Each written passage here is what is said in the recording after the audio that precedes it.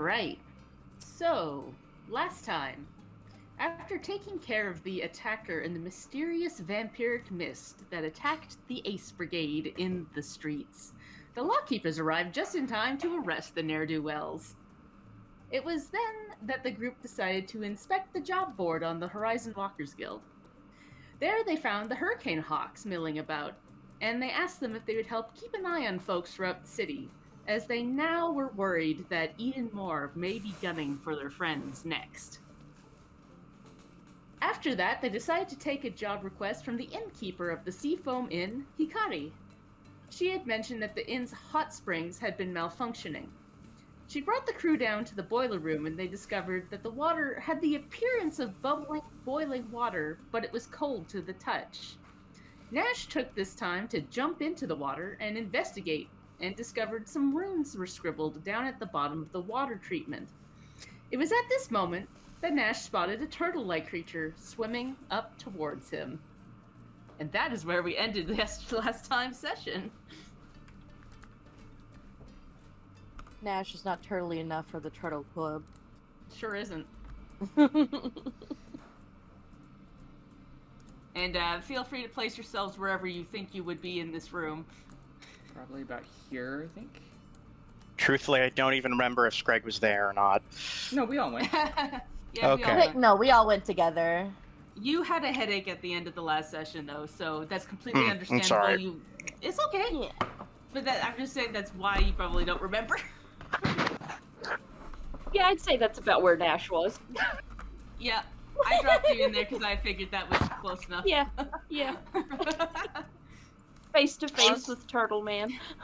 Yeah, this very strange-looking turtle creature swims up to you and like sticks its face right up towards you, and you notice that it's got like a hole in the top of its head that seems to just have more water inside of that. Even underwater, you can tell that there's water inside this hole in his head. Are we going into initiative, or are we out of initiative? Are we still in exploration right now? I would say we should probably jump into initiative. Let me just get some folks on the initiative tracker. See what everybody will do. Come on.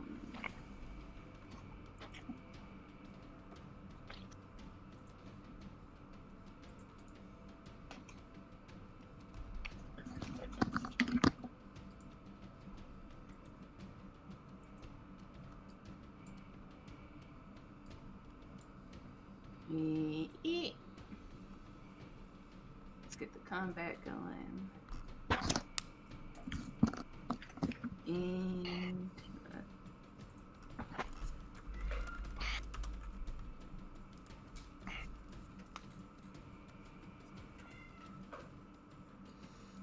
okay. If you want to roll initiative, so we have an order for how people will interact with this situation. I'm not on the initiative thing. Oh, yeah, let me add you. I think I grabbed everybody but you because you're off in the corner. There we go. Yeah.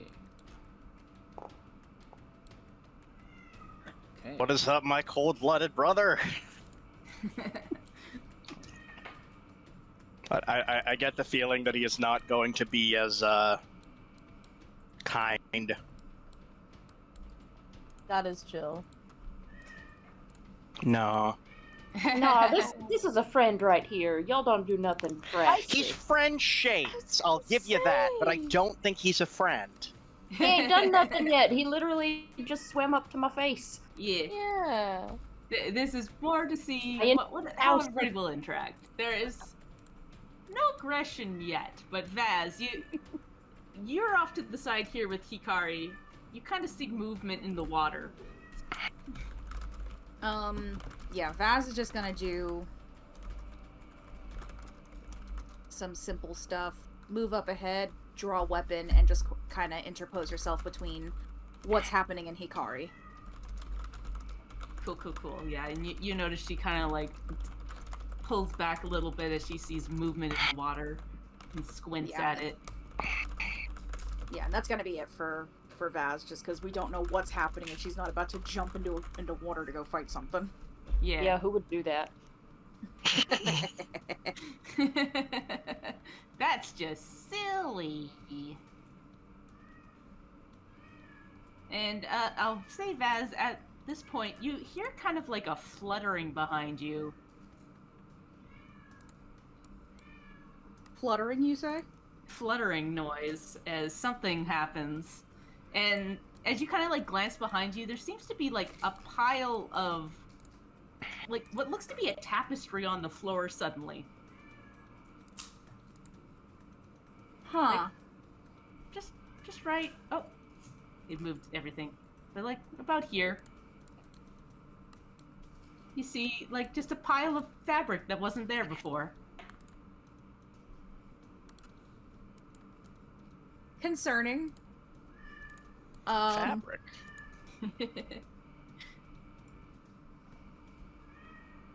Yeah.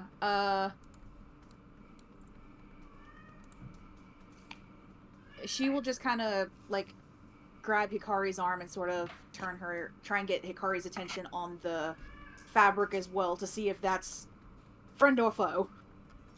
Yeah. She'll like take a look at that and go, what's that wasn't there before, was it? And she Not like that I looks saw. around. She kind of squints at it because she does. This is her house, like her inn, and she does not recognize that. But at that point, we're going to jump to Creek.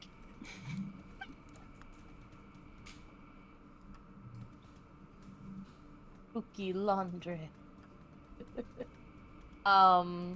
Okay. Yes, Creek is gonna draw her bow, and just have that, on, just kind of, unsheaths her bow. She's gonna also wait, and would she also notice the pile of clothing as well? Your perception's pretty good. So yeah, you would like Okay. notice that suddenly something's there that wasn't there before. Like you would probably heard the fluttering noise. Got it. Okay. I'm gonna make it over to Vaz and Hikari and just kind of place Yeah. myself in between them, and I'm just gonna get my bow ready. Just at the ready. I'm not gonna do any other Cool. anything to just kind of like instigate anything. Yeah, I think that should do it. Cool. Nash, you are face to face with this strange turtle creature. And it hasn't done anything aggressive yet, correct? It's just kind of Not yet. It's kind of just up in your face, looking at you. Standing there menacingly. He's gonna look at it right back for a few seconds, and then he is going to surface, and then just kind of look at the others. Well, there's definitely something in here. A little guy? I think that's an apt description. Yes, a little guy has seems to have made a home here. Can Screg say hi? It's not Scragg's turn yet. Yeah, not Scragg's turn yet. No, I'm just saying, like, I don't care. Like, kind of. It yeah, appears reptilian, so perhaps. He's very excited now. And I think Nash is just going to get up to the edge, still in the water, but up to the edge of the bath at least, and just wait and see what this little guy's gonna do. Oh, that's a good idea. That's a good idea, actually. And let me hang on. I probably don't know anything about this little creature, but I could attempt a recall knowledge. Yeah, Yeah, recall go for it. knowledge. I think I've used it a bunch before from like a spell action, but recall knowledge is just a one action thing. Correct. Anybody can roll a recall knowledge. Not everybody Cool. will be successful, but it Would is that be- possible. Nature or like reptile lore? on or your what? turn. On your It's an turn. action on your turn. Yeah, it's an Sorry. action on your turn. So yeah, could okay, DM. Nature for sure. Could this also fall under survival? Survival, no. It would Okay. be either Arcana or Nature for Okay. this creature specifically. Was worth a shot. Let's try nature. Hey, Oh, all right, natural Hey. 20. I have dealt specifically with these things before, apparently.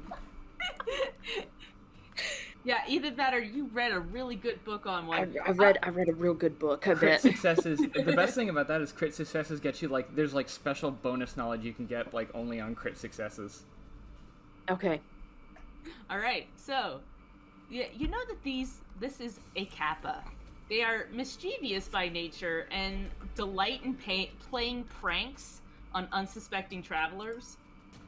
They're not overtly malicious, but they can become nuisances. They like to steal clothes and while people are bathing, and steal food. They also like enjoyed like proving their worth in competitions of strength between each other.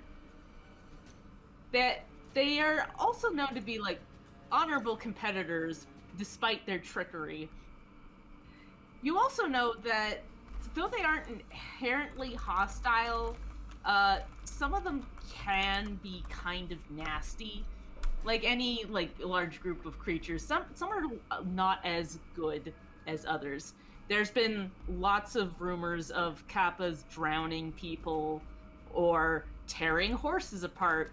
They apparently really hate horses. And in some areas, people mistake them for heavily armored goblins because of their horse hatred. Incredible. Yeah, with all of that in mind, Oh, also with the natural 20, you would know that the little bowl on the top of their heads does keep water in there. And if they are above water, out of the water, on land, if the water in their head is knocked out, they will slow right down. They will not be able to move properly. noted. With all of that in mind, I think Nash is going to stay where he is. He's probably going to try to anchor himself really nicely on the edge of the pool there, but still going to wait to see what this little scamp gets up to. He will briefly look back at Pickles and say, do keep an eye on my coat and shoes, please. But otherwise, yeah, that's him. That's his turn. And he'll relay just like briefly that at least like it's a kappa. It's a kappa and watch out. And it is in fact the kappa's turn. And at this point, something kind of weird happens. The kappa hasn't moved, but you feel a hand around your leg, Nash. And as you look down, you notice that the kappa's arm has like stretched 10 feet. And is grasped onto your leg. Yeah, it's totally normal. Yep. And at this point, it starts to pull. Good. We are going to 15. What is your fortitude? Do I need to roll for it, or just like it's a +5? So does that? Yeah, it is a tie. Okay, yeah, So because it would make it 15. Yep. It is 10 plus whatever your fortitude modifier. So 15 versus 15, and at this point you do feel it pulling on your leg, and you start to lose the edge of it. He doesn't pull you all the way down as you like grasp, but you can tell that he's trying to yank you under the water.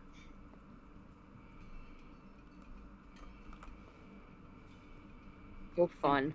Yep, and that is his turn. And it's at this point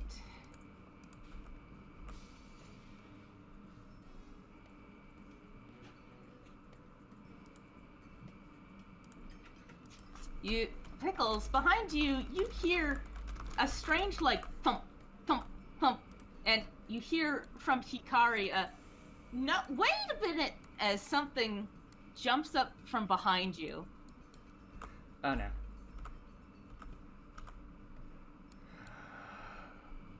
One of these things! As a weird umbrella type thing pops up behind you, opens this giant mouth on it, and the tongue comes out, and it, like, shouts, basically. Oh, Leanne, this is one of my favorites. And it is going to try to spook you. This week's Weird Little Guys are brought to you by Japan. They sure are. So what's your will say? Your will is 17. So you are now startled. You are frightened as this thing jumps out behind you. Oh, jeez. I would also be startled if that happened to me. Where is fear? Fascinating. Fear. There it is. You're a frightened one as this thing jumps out and startles you. Okay. And at that point, it starts laughing and hopping around. Okay. And the creature, there's actually more here. The creature.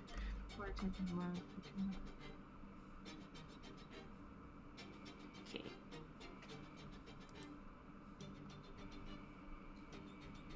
Okay, so you also need to try and succeed this will save. Because it has a special ability about its... Does that, so that, the frighten is applied before I do that? Yes. Okay, Yes. gotcha. This is something else. Okay. Oh boy. Okay, so you are also stunned for 1 round. Can I hero point that? You can certainly try. Okay, I would like to hero point. Go for it. Yeah. Okay, that's better. It is still not a success, though. Oh, damn. It was a DC 21. Oh. Oofa. So you That's meet a it. high. You missed it by 1. So you are now stunned for a round. Okay. But that is its turn, as it had to hop out there. And Oh, startle okay. you. It only. Gotcha. It just removes one of my actions. Okay. Yeah. It's not as bad as in 5e where you can't do anything for a round. Okay. If I had known that, I wouldn't have used the hero point, but it's fine. Okay. If you're willing to give that Seems back to me, now. that's okay. But if not, that's okay. Yeah, I could have told you that. Sorry. May But I yeah, have the hero no, point back? You may have the hero point back, Thank but it was you. both a failure and you did not know what stun does. And this It's thing just not- starts laughing as it has startled you. Scrag, a weird umbrella has jumped out behind you. I mean, I feel like fighting things in the water is kind of my job. You want to? I look at Nash and I look at the umbrella and I look at the Kappa. Do you want to trade? Nash looks at the Kappa and looks at the umbrella and looks at Scrag. Yes. Scrag is going to jump in the water and go right up to the Kappa. And I'm assuming that, like, It's I don't like think reptile arm is speak like would work on this. it's like got a big arm going between you and Nash. It's just like this long arm. I'd like to try and slash the arm You can certainly try. with my big old claws. Like, I don't know if just like a reptilian language, but Scrag is basically gonna talk the same way he would to a turtle and be like, "Hey, don't do that to my friend." Underwater? You know what? Good point. Scrag can't do that. I retract that statement. Oh, but I do have a trident. Wait, that seems very fitting for underwater. Nah, you know what? Yeah, I'm gonna... Oh, apparently I was already holding my spear, so I'm gonna use my spear in the water. I think because I have a swim speed, I don't take penalties for fighting in water. But I'm not sure. Yeah, I feel like that's a different feat altogether.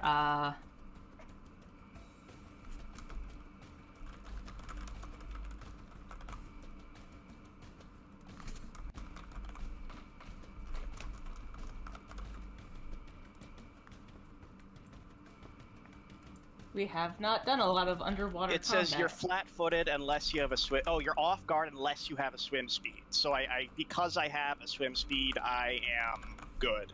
Okay. And melee, slashing, or bludgeoning. Because I have piercing weapons, I should be fine.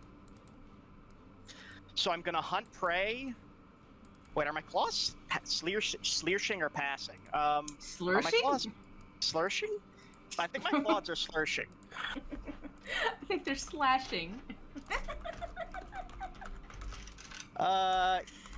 They are not specified for some reason. I That's would weird. say that is slashing. Okay, because I know piercing you don't take penalties, so I am going to use my spear, but that means I won't be able to do my twin strike, I don't think. Yeah, I think so.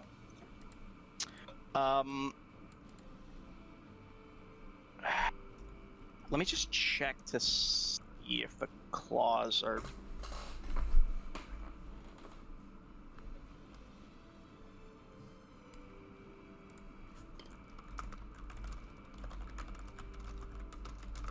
okay, yeah, they are slashing. So I am going to do a pierce with my spear. First I'm going to hunt prey. Okay. Then I'm gonna hit him with my spear. Actually, wait, no. No, that's a bad idea. I'm gonna hit him with my spear twice, and I'll hunt prey next turn. Okay. So, shlabam. Wait, I gotta target him first. Let's hit him with the shlabam. That is a 22. Yep. That'll hit. And I am trying to stab his arm, but I don't know if that makes a difference functionally.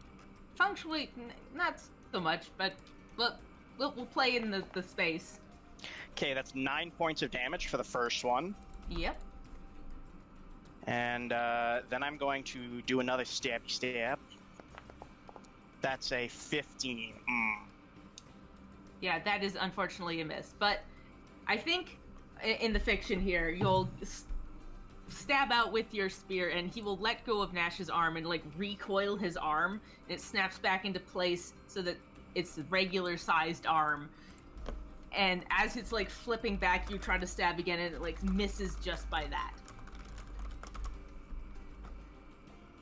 You weird wigglyman.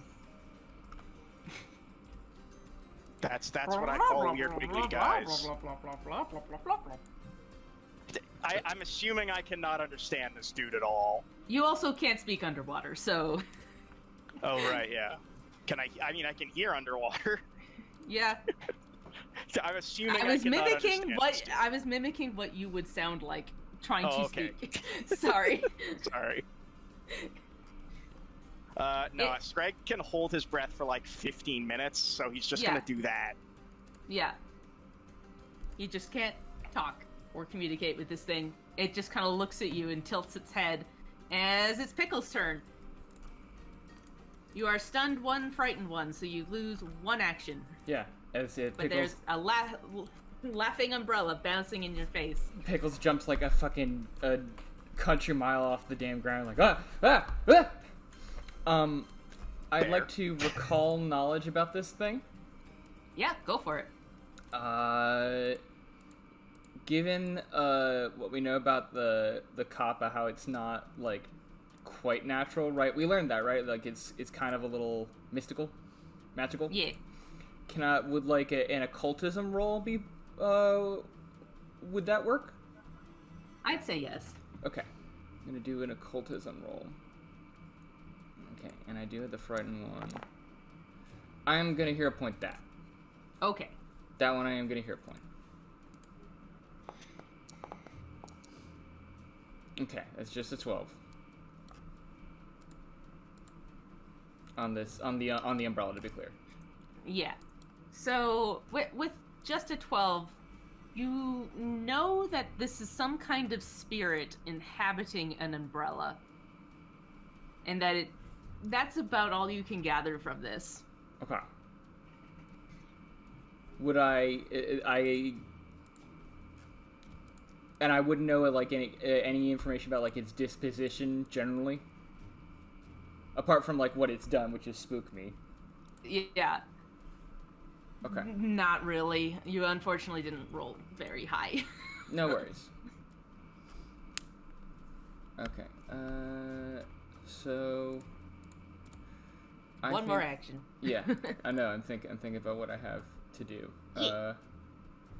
So that's plus that. Looking at all my options, don't have too much as far as options. You know what? I've got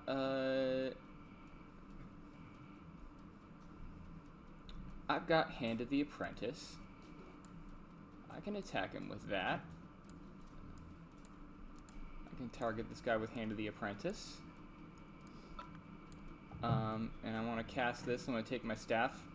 And because he's like a little bit right in front of me, I'm going to basically kind of like, instead of like hurling, like just kind of throwing it, Pickles is going to kind of toss it up into the air, kind of like a marching band conductor's baton, and have it bonk down on this thing's, like, the top of this thing. Yeah. Alright. Attack. 22. 22 is a hit. Okay. So then for the damage, how do I... Where did my damage come from that? Oh, it's just the making a spell attack. Deal weapons damage if you hit with melee strike, but add spellcasting ability modifier to damage and adding my spellcasting ability modifier to damage instead of strength. So I'm gonna take this and I'm gonna add the damage and add hold on, where's my strength on? No. Off. Where is attribute? No. How do I add the freaking strength to it? Why is this not?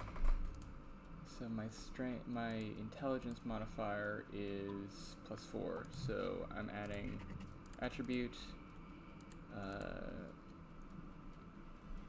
I typed intelligence, and we add a +4 to it. Add. Okay, so it's 1d4 +4. 8 damage to this thing. Okay. Yeah. You give it a good old bonk. Yeah. Good old bonking time. And it, like, shakes its head as you, like, bang it and goes... And then, Bastard... He's gonna give this thing... I think he's gonna bite this thing on its fucking, he's gonna bite this thing, because he's right there. Yeah, bite it on its little toes. Okay, he's going to target this thing and give it a little bite on the bottom of this fucking thing. That's a crit fail for Bastard. Sure is. He goes to bite, and it, like, hops out of the way. Okay, that's the end of our turn. Yep. Alright, Vaz.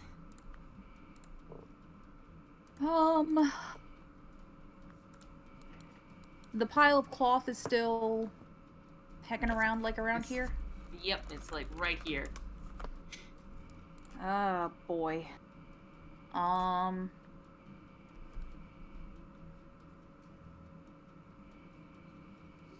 I don't think we want to get surprised by something, so let's go investigate it.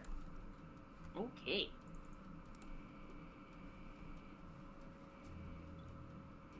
So roll me a perception check. Gotcha.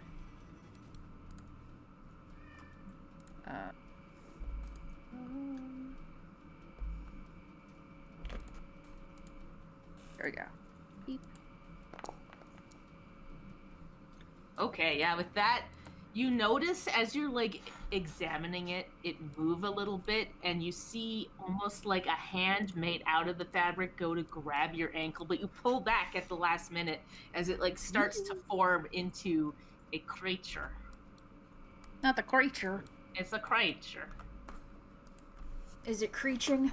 Oh, I pressed the wrong button. It should be this. There we go. Let's put it back on the thing and move it to where it was in the order. There we go. That thing's creaching as hell.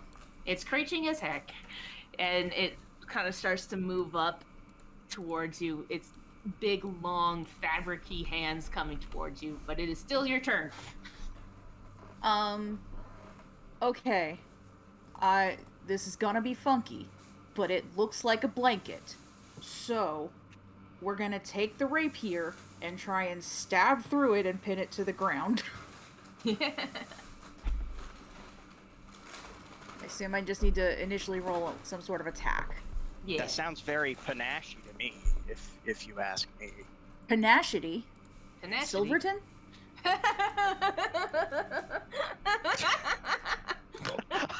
Well, now we have our episode title already. That makes it way easier, honestly. Yeah, whereas you're an investigator. Oh my god. Well, now we have our next episode title, too. I want to go ahead and hero point that. Yeah. Okay, let's try again.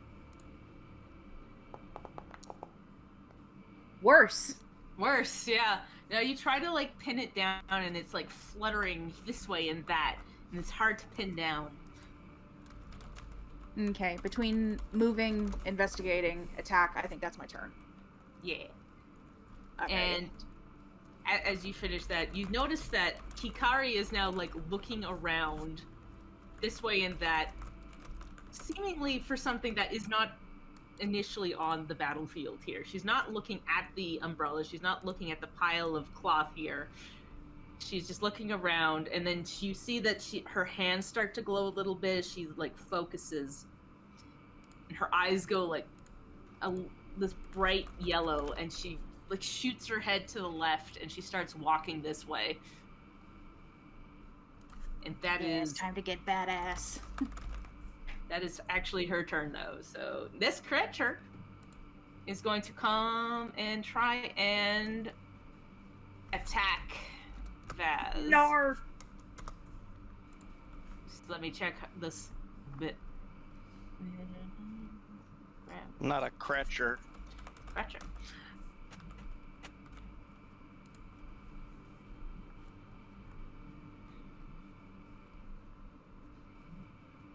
Okay, yeah.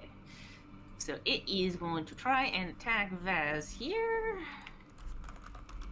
with its buddy attack. 26. So it like its fabric-y body comes out and hits you for 8 damage, and then as its next action, it's going to try and grab you. No. And it's going to do an athletics check. Guys, I don't think these guys are friends. Oops, that's not. I rolled it from Vaz. I want to roll it from this guy. One sec. There you go. That's. Think. Let me just double check. Or Yeah. Reflex. Yeah, nowhere near a success for Vaz. So it like tries to wrap around you, but you like slink out of the way as it like basically ties itself in a knot trying to get to you, then it unwraps itself. And then flutters this way. Hikari, darling, I've heard of skeletons in the closet, but this is a new one. Oh boy, yes. I wish it was a skeleton. She seems instantly irritated. Because I know how to take care of those. Oop, I closed. There we go. Creek, it's your turn. Yeah, why would you? Creech versus the creek. She Let's seems go, kind of baby. flustered for a second and says, because I know what this means. This means something. And she seems instantly very annoyed. And she keeps, like, darting her eyes around looking for something. Girl knows. Cool. Okay. I'm gonna try and do what Vaz tried to do with my arrows. I'm gonna try and pin spooky sheep. Let me get that. I'm going to, let's see here. Yep, hunting prey. Target. And I'm gonna strike with my hunter's bow, aiming to kind of oopsies. Aiming to strike that guy. Oh wait, no. Wait, what? Oh, I have arrows. Okay, there we go. It was like, you don't have any ammo for your hunter's bow. What are you trying to do, girl? Oh, like, I do. They're in my pocket.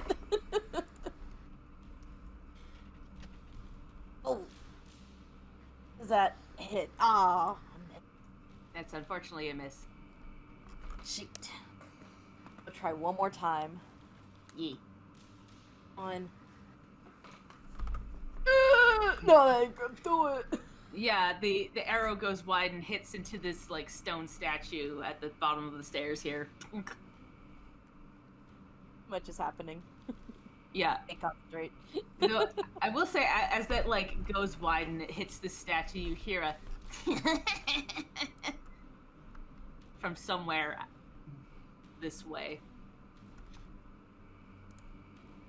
Kind of where... Sorry, I missed the ping. Was that where Hikari is heading? Yeah, where Hikari is heading. And as, like, that laughs, her, like, head, like, swivels to that spot. And, like, you can see, like, this whole time she's been in more of a human form. At this point, her, like, fox ears pop out and, like, pin back to her head in aggressive form. Ooh. What's she cooking?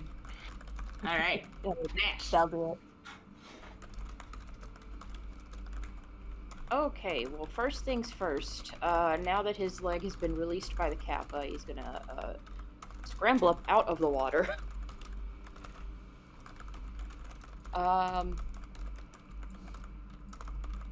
Let's see here.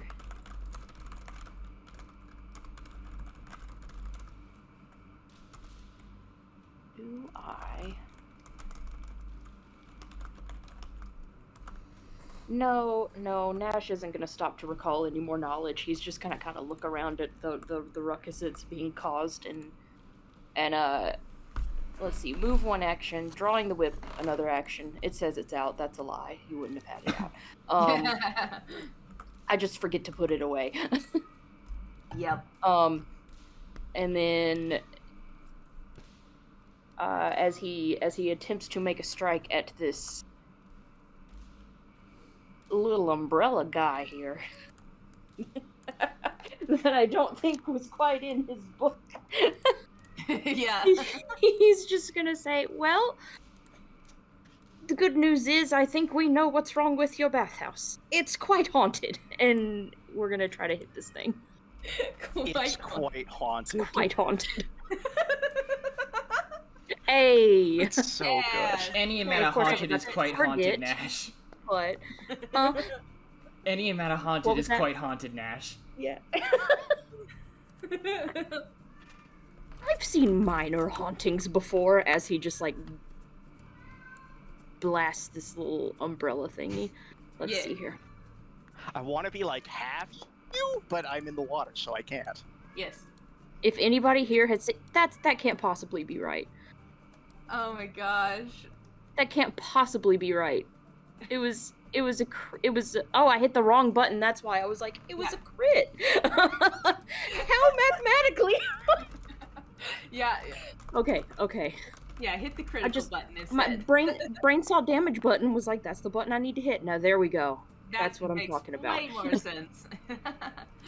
Yeah, you give this a good old thwack.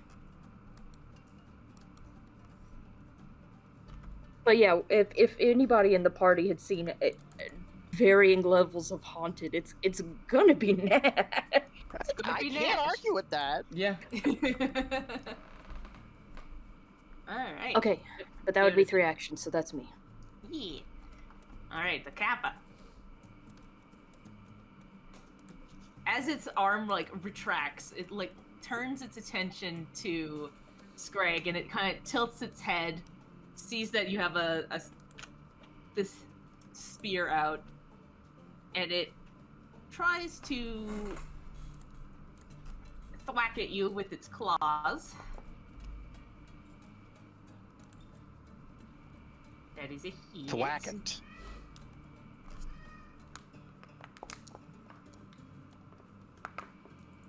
And it bats you.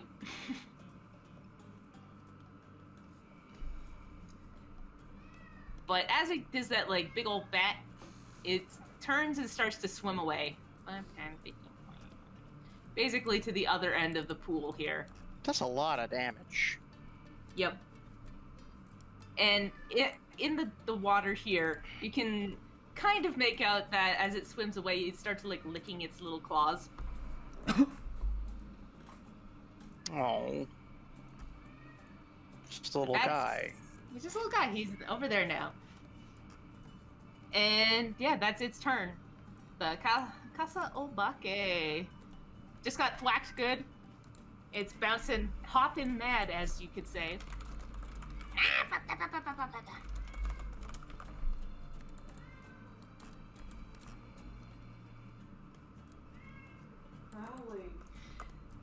Alright, so it's first going to, as it hops around, try to stomp on, let's see, the Pickles, because he's the closest.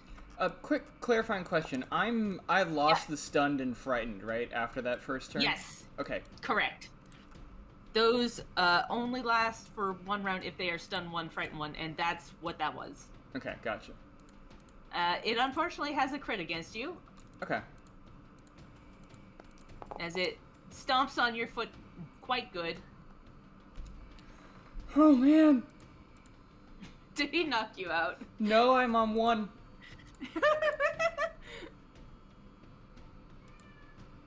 And I think at that point, as it knocks you basically out, except for 1 HP, like, the toothy maw of it grins wider, and basically, like, the umbrella almost cuts itself in half as it laughs, pulling its neck back, like, and then it hops around this way. And then goes to kick Creek in the face. Ouchie. Not the face, that's the money maker. That's the money maker. 13. Yeah, that's a hit. Yep. Ah. And it goes in, like, basically, we'll say it actually tries to kick you in the back because you're facing the other way. Gotcha. Ow. And you hear this, and you feel this sharp talon dig into your back as it starts laughing. But that is its turn. Scrag. Well, if this cap is running away, I'd like to... Like, this cap is disengaged, right? Yeah, it basically flatted at you to get it to you to go away, and then it swam off. Alright, I'm gonna get out of the water. Cool. Sorry, I forget how to move. Come on. Make sure the token controls are on the right one. The selected tokens, rather than... But no, that's not what I wanted. It is on select tokens, but it does not appear to be moving. The game is paused for me. Maybe it's... Oh. That's it. That might be it. I must have hit the space bar with my book because I have my notes open on my... Oh, That's a my bad. I'm sorry. That's a me problem. Scrag is going to scramble out of the water. I don't know how much movement do I lose on that scrambling it. I guess because I have a swim speed, I don't know if that takes care of it. Yeah, we'll just say it goes out in the wash. Hey. Yay! Yeah. And Whatever. as he drops his spear, he is going to run up to this thing, and he's going to hunt prey and twin takedown. All right. And he's going to use his claws for this. Cool. I really need to upgrade them. I need to get feet. Wada. That is a 26. That is a hit. Yay. Not a crit, though, I'm assuming. Not a crit. Okie dokie. Ooh, that's 8 points of damage. Nice. And then he's going to slash at it again. Which is a 15. I don't think that's going to hit. Yeah, that's a miss, unfortunately.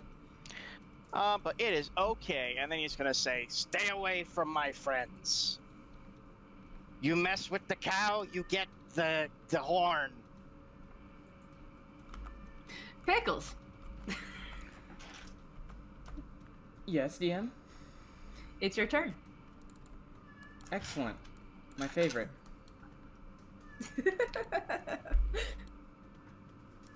Okay.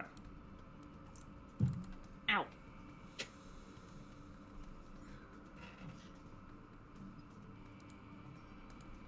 So...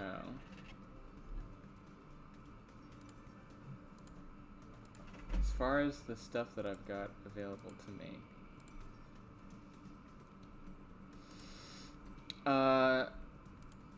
I think I'm gonna go ahead and pop a potion.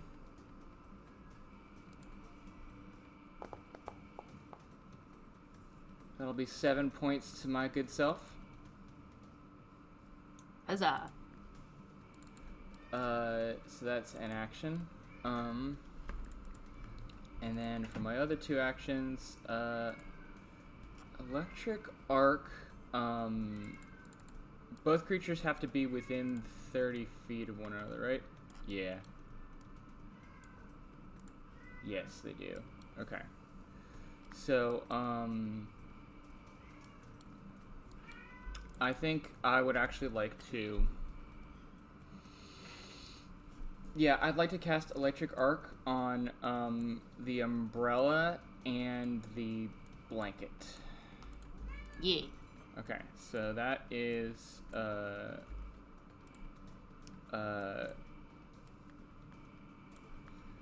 and as I'm doing that, I will, overhearing Vaz and Hikaru talking, and go, "Hikaru, we might need some more explanation of what's going on."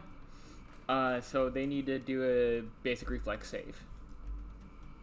Okay. Gonna select and ta-da. So the cloth succeeds and the umbrella critically succeeds. Okay, so nothing to the umbrella, I assume. Yeah, it like bounces off the umbrella and hits into the cloth, and that it kind of singes the cloth a little bit with the half damage. Oop. Yeah. I did not unselect the umbrella. There we go. The umbrella gets 4 back. Okay. And then I believe I have, hold on, I think... oh no, that requires 2 actions from Bastard, dang, okay. I could have had him do restorative. Because I have him on independent... no, I don't have restorative on him, never mind. That's not his current set. Okay. Actually, can I... you know what? He's a scrappy little guy. I'm gonna move him I'm gonna have him move here so that he can help Greg get flanking. Good idea. Yeah, that's it for me and Bastard. Alright, Vaz.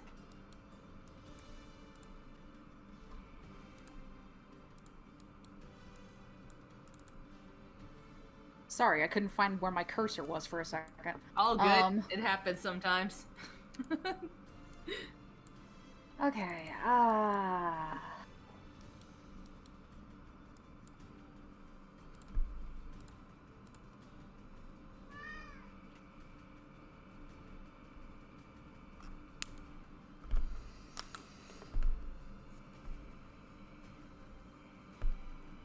not very inspired today, apologies. But we're gonna go ahead and get over here on this side of the cloth and try and stab it again. Go for it.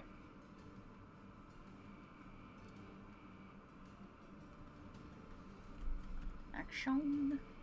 Rapier. So that is a hit.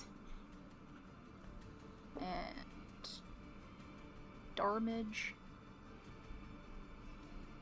Cool. Yeah, you give it a big old flourish, but you only get like part of its weird little hand. It, like, goes to the pinky. You pull back. And we do it again. Yee. And we miss. Unfortunately, it flutters out, just out of your rapier's reach. And at this point, you notice that Hikari seems to become more and more fox-like until she becomes like a humanoid fox shape, and she leaps back here, and you hear like scuffling noises, and suddenly there's two like actual fox-sized foxes just kind of fighting on the ground here. Oh dear. And it is the cloth's turn. It is going to try and attack Vaz. Natch. Yep. Really? Naturally. And that is a miss. So it tries again. This time it is a hit. As it whaps into you for 6 damage. I imagine it's like, I know that it has claws, but I'm just imagining like really uncomfortable rug burn. Yeah. And for its final action, it's going to try to grab you again, because that's its whole thing.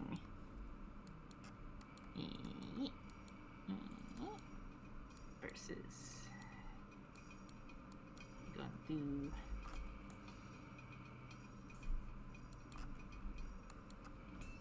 F. Grab.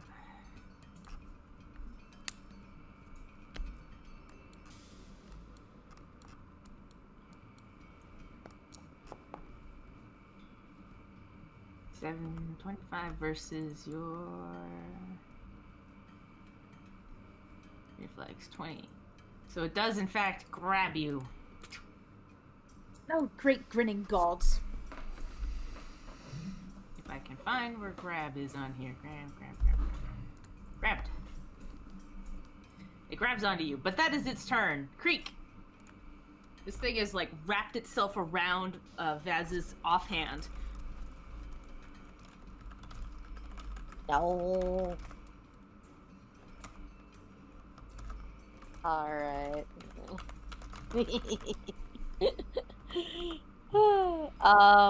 Okay. That's not good. I'm not a fan of that. Alright. So... Oh, hello. So those just 2 foxes fighting on the ground. Don't worry about it. He's a little guy. More little guys. Okay, yeah, so not a fan of the wrapping. Creek is gonna try I guess it would be like, a strength check to try and pull out of there.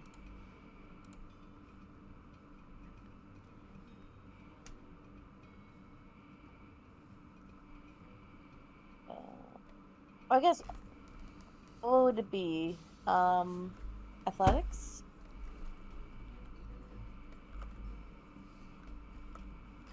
Sorry for the check.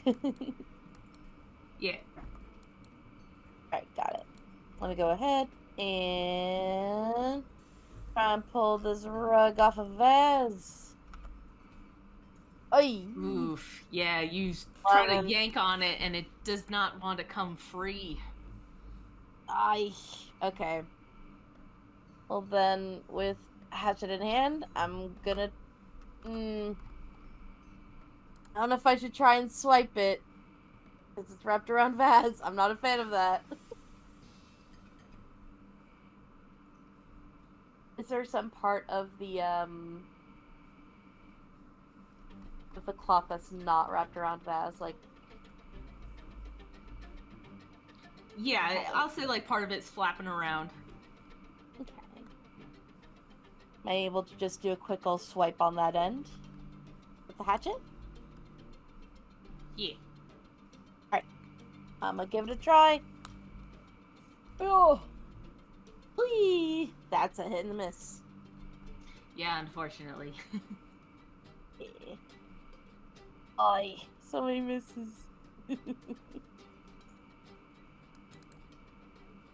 I think I'll... Yeah, that'll be it for my turn. I'm gonna save my hero point. Cool. Nash, it's your turn. Okay, well, first up, we're gonna bandage my good buddy here. Your little green friend. Yeah. Thank you. 1 second.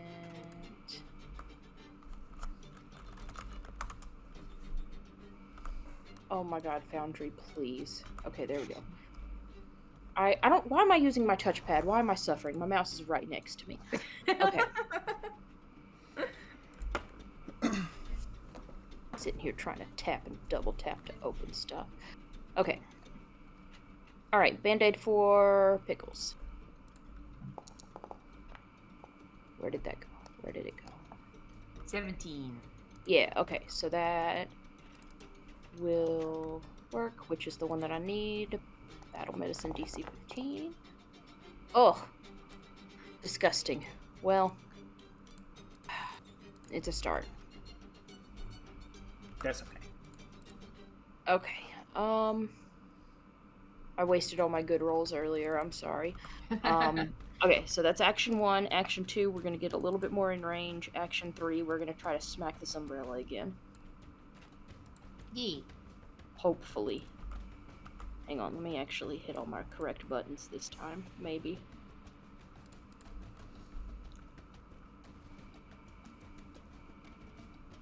Alright, Yeah. that's a hit.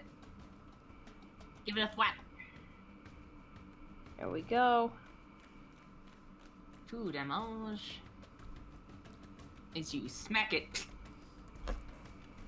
a little bit of its umbrella body like flicks off. Oh, okay, sorry. No, I just answered a question I had. I was like, why does this look so low? It's because I haven't had a chance to devise any stratagems this time. Yeah. This is where my bonus damage comes from. That's fine. That's okay. We still got a hit. Yeah. Okie dokie. Desmi? Dashu. It is the Kappa's turn. Now that it is left alone in the water, it swims up to the side here, pokes its head up, kind of like sticks its arms on the side of the tub here and like leans them on there. And just like seems to be watching what's going on from the side here. And it is the umbrella's turn. It looks to all around and it goes after Scrag, cackling, going.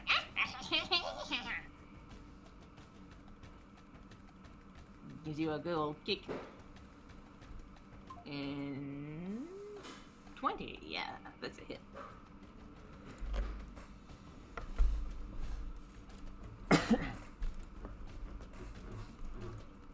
kicking into Scrag.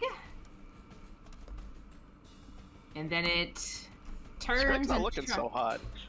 tries to kick Bastard because it sees a little critter behind it.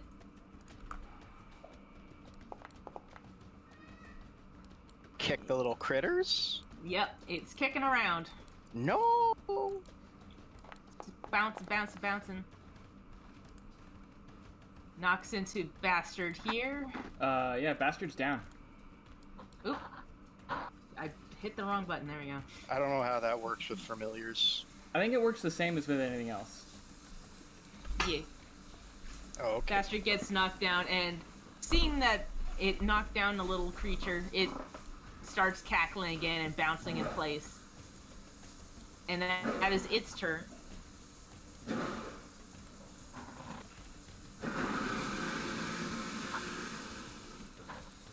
Spends an action just bouncing around, cackling, pleased with itself. Mood. Scrag, your turn. Alright. Scrag is not looking so good. So Scrag's gonna call in backup. Gertie. Whee! And she's going to, like, protect, like, sort of stand over Bastard and protect him like an egg. At least that's what I imagine. I guess at the end of the day, you control Gertie's, like, sort of mannerisms, but I think that would be cool. Yeah. So yeah, and I use one action to command Gertie, so Gertie gets to attack. Yeah. Should probably use that feature that's like half my class. Num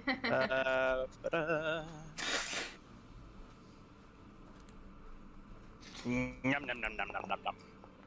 Oh! She crits! She protect. Nice. That's 20 points. She rolled max damage on the crit. That's 20 points of damage. Yeah. She kicks right into this thing, taking like a chunk of the umbrella off as it like tilts its like one eye down towards her. Still standing, but it's clearly injured. Well, then I'm gonna try and finish it off because I still have 2 attacks. No, wait, I have 3 attacks. Because yeah, if you use Twin Strike. Yep. That's why I like it. Okay. First attack. 19. That's a hit. That's 6 points of damage. Damage. Second attack. And this is going to be a twin strike, so I'm going to make another attack after this. Yeah. Can I hero point that? You certainly can if you have a hero point. I do. That was worthless. It'd be like that sometimes. This is my last attack. Oh, come on. Okay. Well, even with the flanking, I don't think any of those hit. Yeah, unfortunately. It like lulls back as you like hit it once. It kind of goes flying backwards a little bit on its like back on its only foot, and then you try to hit it again, and it like slurps around basically and like flops awkwardly into place. Its tongue lolling out onto the ground as it stares at you. Pickles. Pickles says nothing as he watches Bastard like take the hit and stop moving.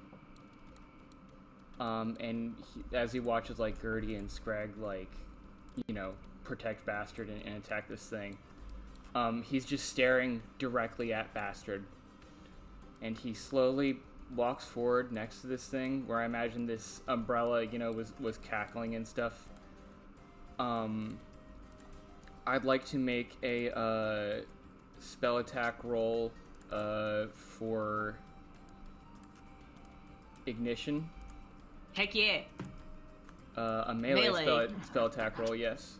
Yeah, because it does more damage. Well, bigger dice, at least. Ignition's so cool. Give me the cast for that, please. Did it... Hold on, did it work? Did I fuck it up?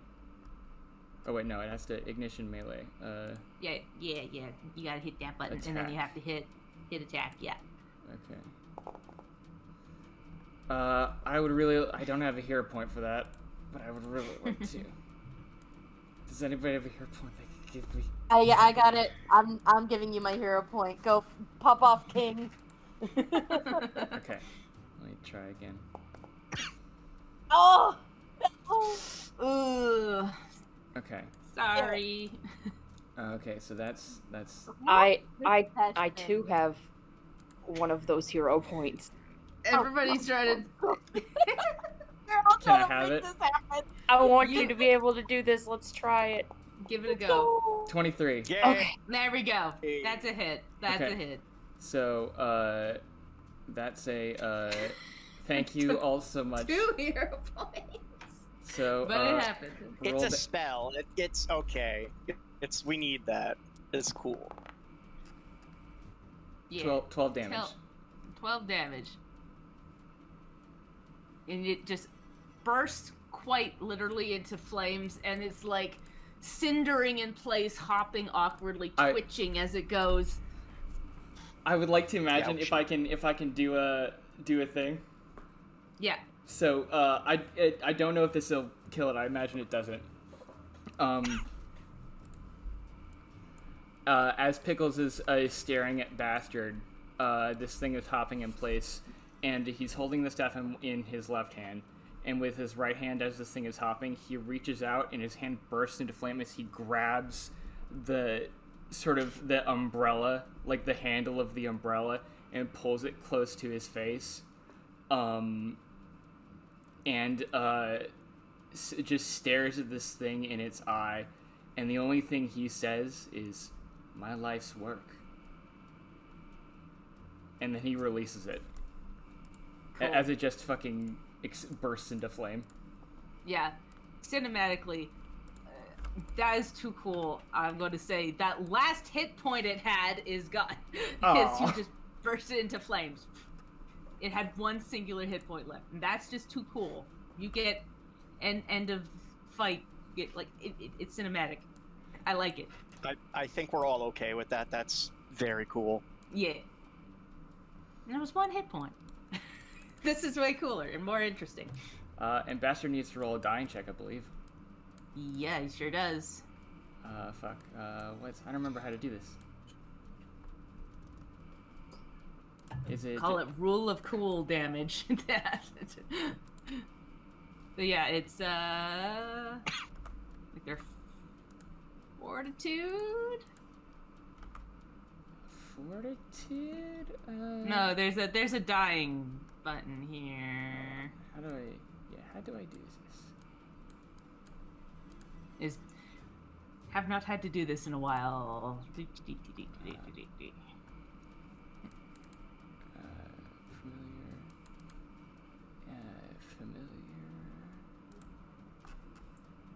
Rules on familiars.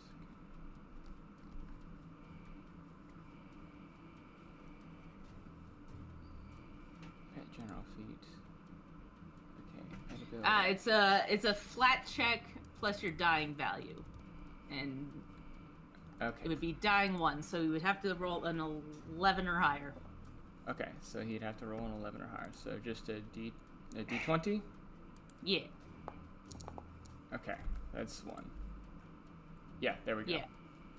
That is a success. Okay, yeah. Sorry, it's just they reworked the fucking the way that familiars are. Like now familiars come from like another general feat.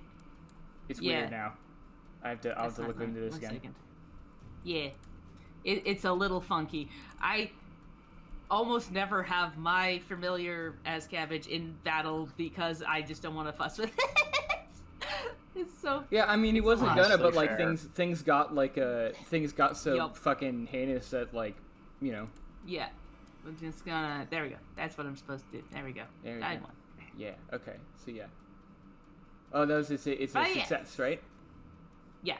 It is a Oh wait, no. success. Okay, I see. On the dying. Okay, yeah. I see how things are going now. Okay. Yeah. And so Yeah. Pickles. I just forgot to mark him as dying 1. Yeah. Yeah. Your dying value is reduced by 1, so if it's stabilize at this point, I believe. Okay, gotcha. As I would remove the dying one and put wounded one, he's just unconscious. Yeah, and Pickles is definitely like sort of kneeling over him, just still gripping like this umbrella thing as it fucking burns and crackles. Yeah. It's bastard, like, his breath is shallow, but it is steady as he is in your at your feet. Yeah. Gertie protecting over him, and Gertie like looks at you and like nudges your side. Pickles doesn't even notice. Yeah. Vaz, Thank you all for playing in the space with me on that. No worries, it was very cool. That was No, cool yeah. as hell. Yeah. We're always down. Vaz, Okay, you are grabbed by this critter. What can I roll to try to unget myself grabbed? To unget yourself, you can try to acrobatics or athletics your way out of its hold. I will acrobatic. Yeah. Gotta beat its fortitude save. And that easily beats its fortitude save. You break free of this thing. Okay. And you are no longer Now this- grabbed. This may be yet another acrobatics check. How do I step on it?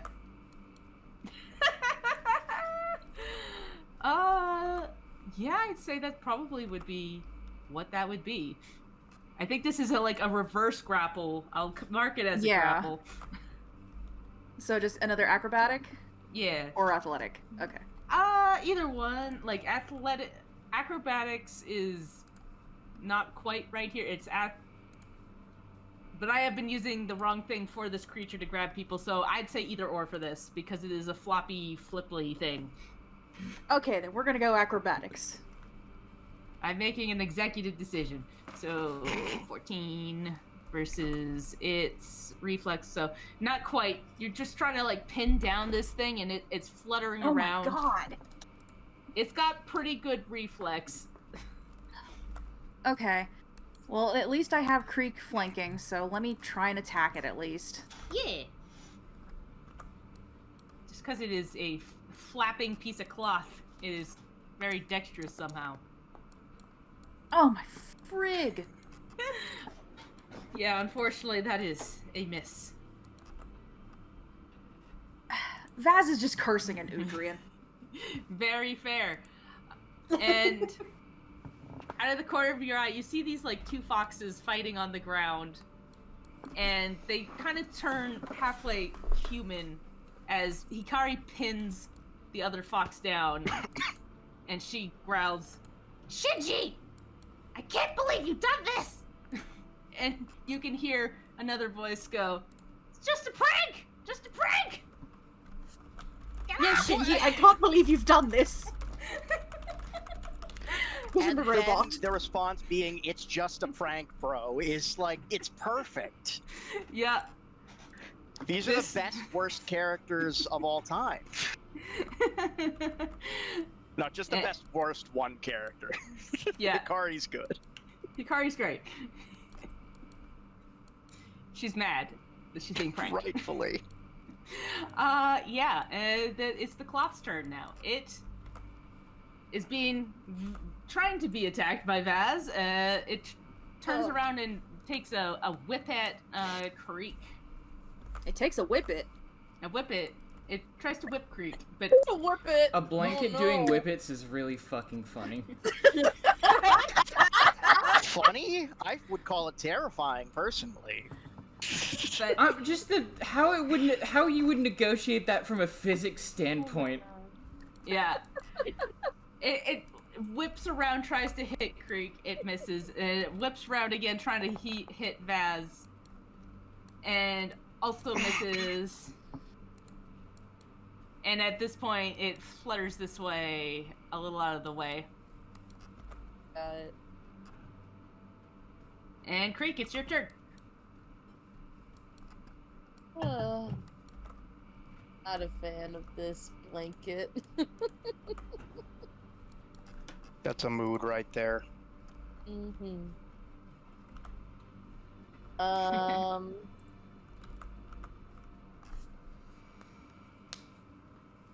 Yeah, I'll go ahead and try to shoot at the blanket again. Give it another go. Let's see if I get it this time. Whoopee! Ooh, nice. That is a hit.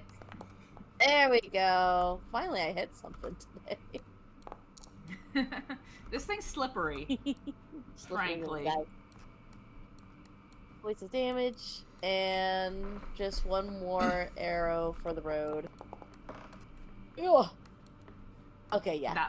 That one's a miss, yeah. It goes wide. Alright. And, yeah, I'm just gonna go ahead and let them do their thing. Just hit them twice, give them a shot. Yeah. Nash, it's your turn. Okay, give me 1 second. I'm fighting with a gel pen that doesn't want to gel. Okay. The worst. Let's see. So Hikari's dealing with Prank Bro over there, and we've got Evil Blanket. But also Prank Bastards Bro.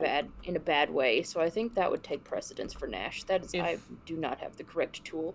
If Nash were to come forward to try and heal Bastard, Pickles would not let him.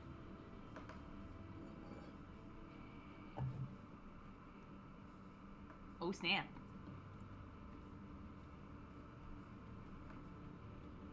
Okay, taking a moment then to assess the situation and see the state that Pickles is in.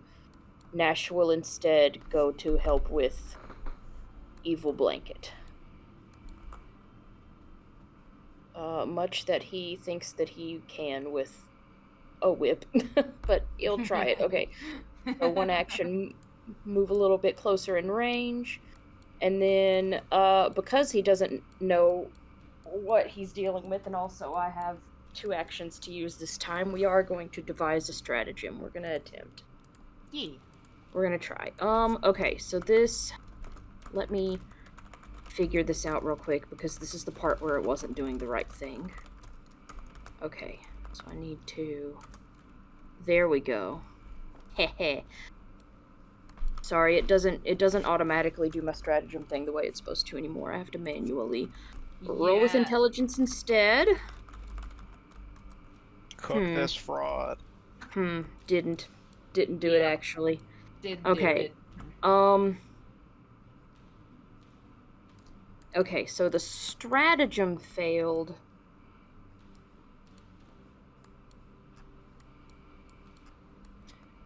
Yeah, sorry. One week I need to just sit down and remake your character sheet. Hopefully that'll fix it. I just haven't done that yet. It'll be all good. It's just a matter of, like, I just need to remind myself, like, I can check the box and then I think it'll do my damage correctly. I just, to do the actual hit, I've got to remember, turn off dex, turn on intelligence. Let me think a moment, though, because that technically is just the one action of my stratagem has failed. But do I have anything else to do with...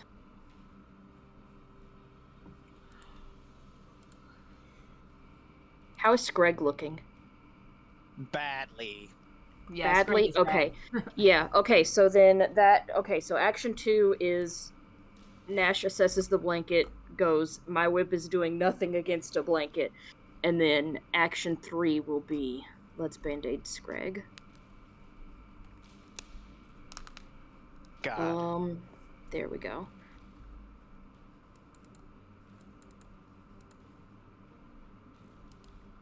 Yeah, okay. Better. Okay. E. So that's Thank 13 you. back for Screg. Yeah, very welcome. I'll just, how do I... Just a sec. I'll do it. Oh, I healed Gertie by mistake. I think Yeah, she was okay. at full health anyways, though. Yeah, so it doesn't really matter. Yeah, I was gonna say, I'd be real impressed if Nash could band-aid Gertie from here, but... Just the world's greatest laser surgeon. Just unwraps a band-aid and just throws it in just the right way that it sticks where it needs That's to. some James Bond stuff right there. Just Gambit, but with band-aids. That's my next character. Okay, that's my turn. Okay. So the Kappa is sitting at the side here, kind of like leans and is watching the fox fight in the corner. And Scrag. Screg is going to perform acts of violence upon this.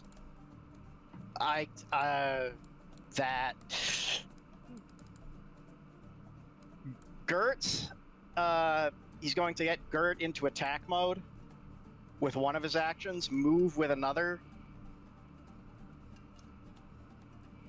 And he is going to twin strike this. No, wait, I can't twin strike. I don't have hunt prey on. I'm just going to attack it regularly then. Yeah. First, Greg's attack. Woo, nat 20. Crit. Look at those crits. You got a lot of crits today. Good job, everybody. 10 points of damage. Yeah. You can say just Dan. I haven't been doing super well. Well, Nash also had a crit. 2 crits. Oh, This wait, is that's true. 15. Why is that 15 points of damage?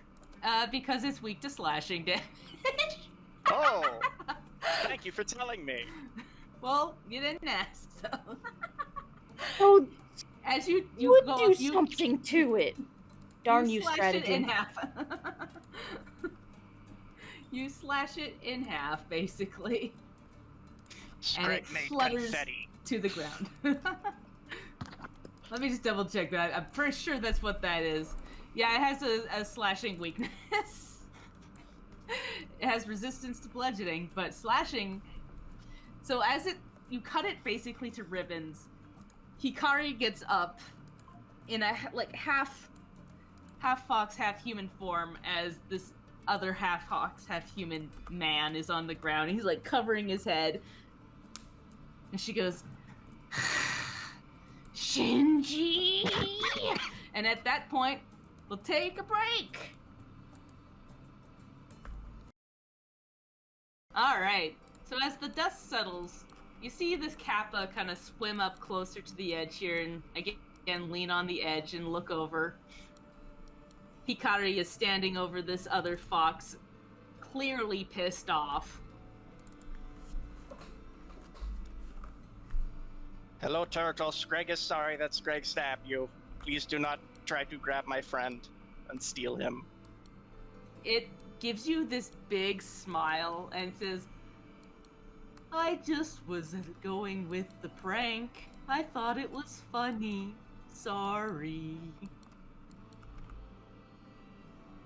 Greg was not respecting a response at all. FYI, Kappas can speak common. Yeah, okay, no, it's all right. Awesome. Thank you, my cold-blooded brother. Nash will just kind of stand there, like, completely, like, soaked, still dripping all over the floor, like, no harm done. Okay. And Hikari, like, shoots a glance at this Kappa and goes, "I need you two to get out of my inn."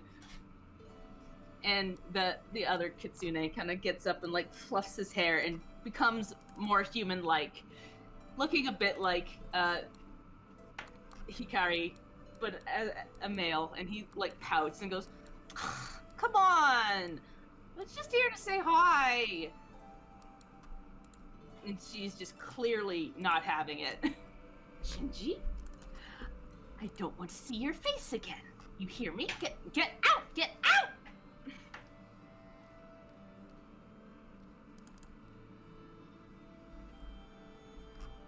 Drowning people is not a prank. It's a And- very uncool thing to do. Bad prank. Very bad prank. The Kappa crawls out and starts waddling towards Shinji.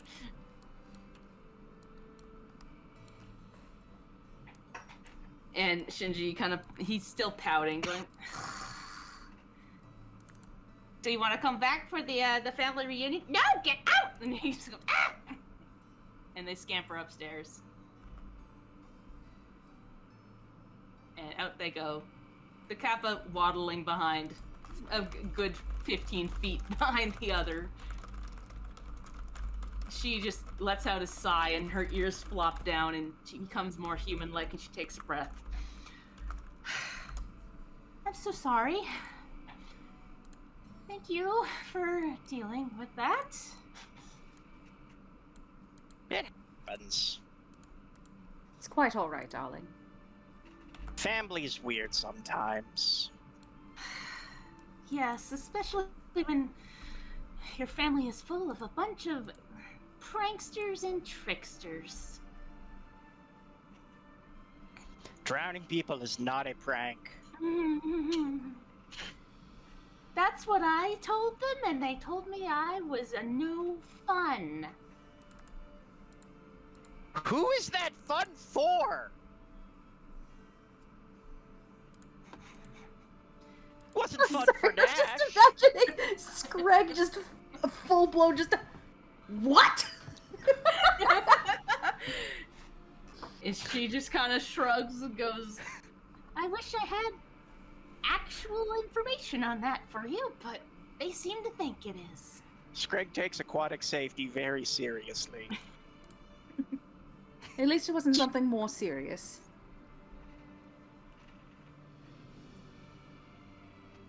The guild will have your pay, but if you need a moment to rest, I can always prepare a room for you. It's the least I could do.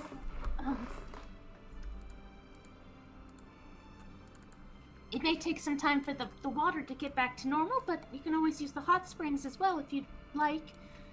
On me, of course. I'll make you some tea. And she, like, scrambles up upstairs.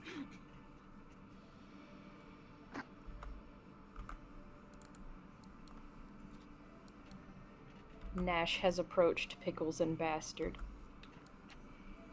Pickles would like. He's wordlessly pulling out a set of healing tools that he has, and he's going to attempt to treat wounds on Bastard. All right.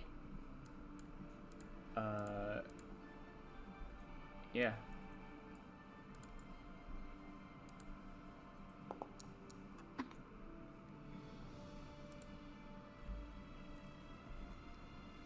I believe that's a failure. Yeah, it's a Believe DC so. 15. Yeah. Yeah.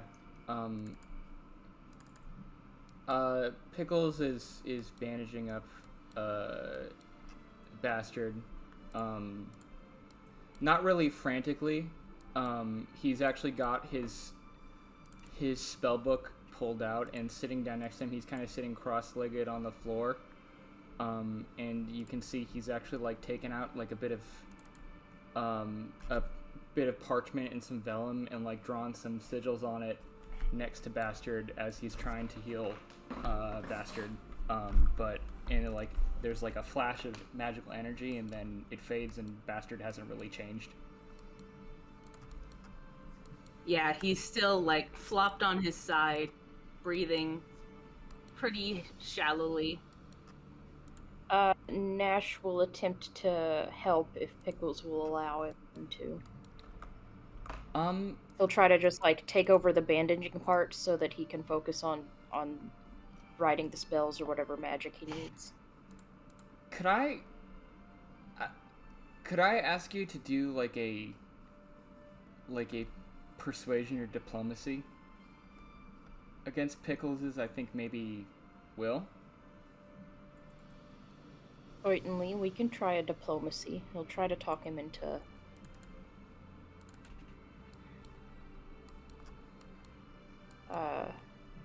sheet open, thank you.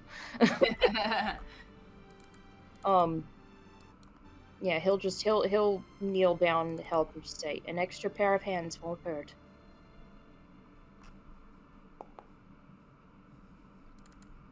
with a 22. Yeah. Pickles like goes to like swat him away, but then like kind of stops himself and like lowers his hand, and looks up at Nash, and you can see his face is screwed up in a combination of anger and tears, and just wordlessly he kind of moves out of the way and like nods to Nash and lets him kind of work on Bastard.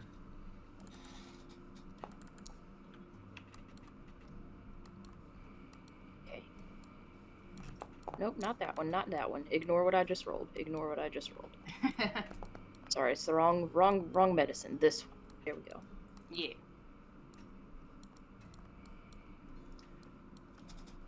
So yeah, Nash, you get to work on Bastard, and his eyes like slowly flutter open, and almost like quick lightning, he chomps onto Pickles' hand, and it's a sharp pain, but he just kind of holds it there for a second, and then looks at Pickles like dead in the eye, and he slowly like gets back to himself and lets go.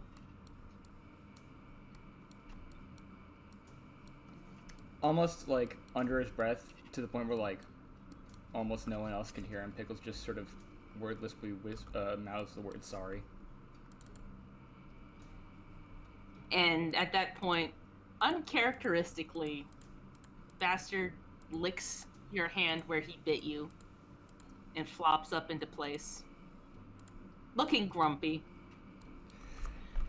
DM, does Nash notice anything weird about Bastard while healing him? If not, that's totally fine. I just thought I'd ask.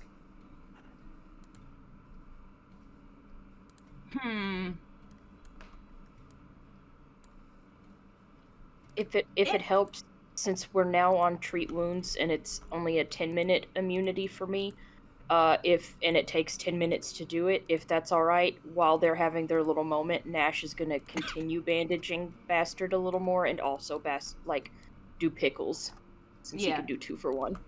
2 for 1. Yeah, so he's bandaging them both some more. Yeah. If he needs to do a little more snooping as he does so. It doesn't work, literally. Yeah. Threshold of what I needed. Was that on Pickles or Bastard? That would have been on both. Yeah. Can I turn that, with my internal cohesion, could I turn that into a success? Sure can. And that would count for both, right? Yeah. Yeah. Cool. Okay. Sorry. So then, let me hit the right one this time. There we go. So that's for both of y'all. There we go. All right. 0. There we go. Okay, cool. Yeah, Nash manages to patch you both up, and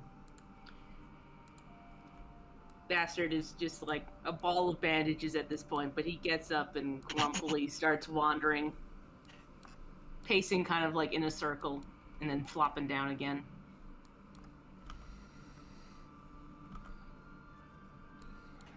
Okay.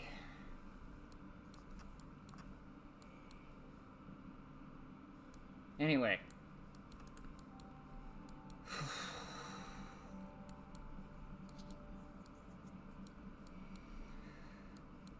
Nash will just watch Bastard go in his little circle and flop and just tell him, yes, I know it's uncomfortable, but you'll have them off before you know it.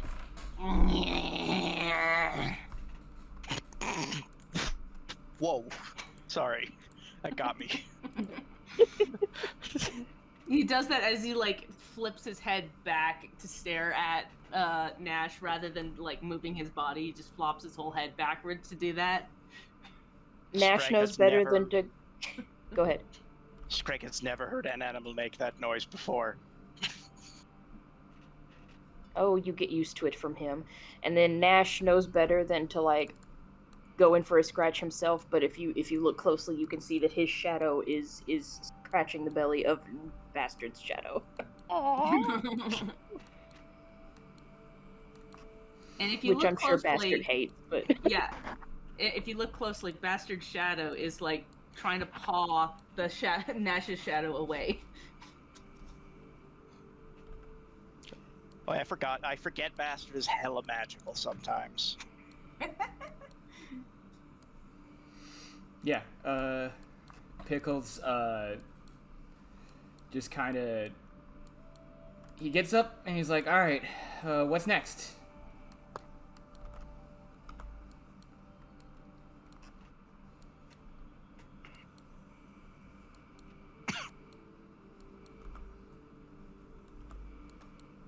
Well, we could take Hikari up on her offer, or we could continue our, well, pre-assassination nonsense. I can't think of the word. Adventure. Preparation. That is better. Not much of an adventure, unfortunately. Anything's an adventure with the right mindset.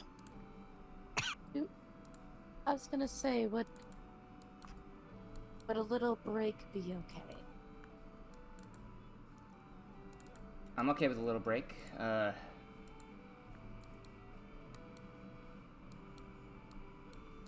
then, did we pick up any other tasks? I know we picked up this one. Did we pick up any other jobs? No.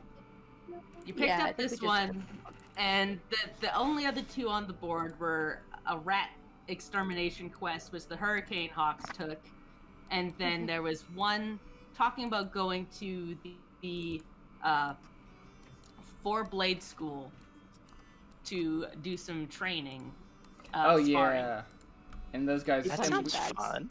we learned that those guys kind of stink. Oh. At no. least according to the Hurricane Hawks, they're like, yeah, they're stuck up. Which is more reason I want to see Scrag, this reptilian yokel, just dunk on them. Imagine how funny it would be. Do we have the performances later today? I think it's tomorrow. Gotcha. Okay. Mm-hmm. Tonight, Vaz was going to go out for dinner with Hermes. Right. Okay.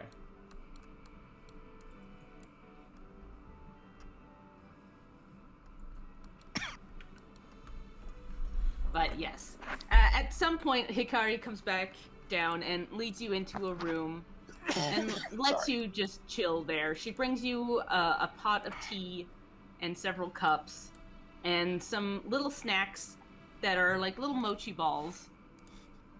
Oh, mochi. Ooh.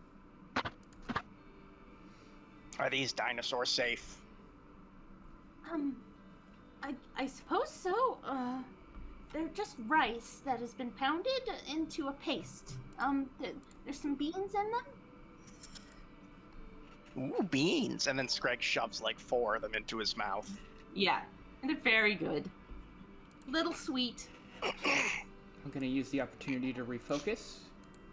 And I'd like to imagine that Gertie, instead of eating the bean paste, just the umbrella creature, like, just goes to town on whatever's left of it. Yeah, she's like chewing on that. Like a And bone almost. Hikari like sits next to you as she brought the food and kind of gives you all a deep bow and goes, again, I'd like to apologize for the actions of my cousin.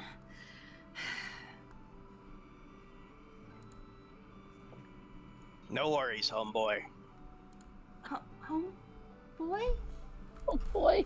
I believe that afraid is what Death Guardians call each other. Not from my knowledge. Also, I'm a woman. Oh. I You don't understand. You don't get what's gender very well, do you, Craig? half the people on my island could change it if there were not enough to keep the population stable. You know what? That explains that, It's actually. like a thing that I know several people who can do that. fascinating. See, back home, some people can do that, but it's mostly an illusion. We're just reptiles. Interesting.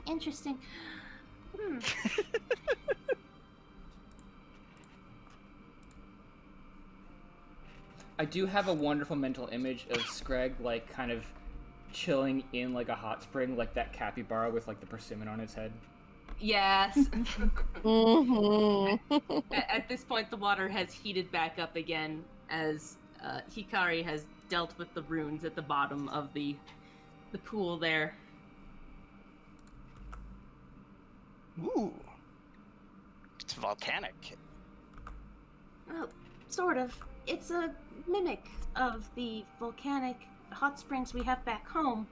There's no volcanoes here, but using some of the technology and magic from the iron spells, it makes a pretty good approximation.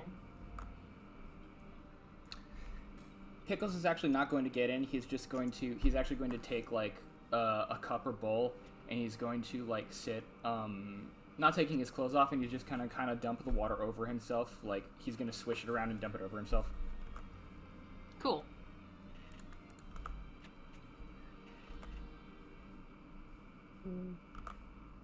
Nash has had enough of being in the water, and in fact,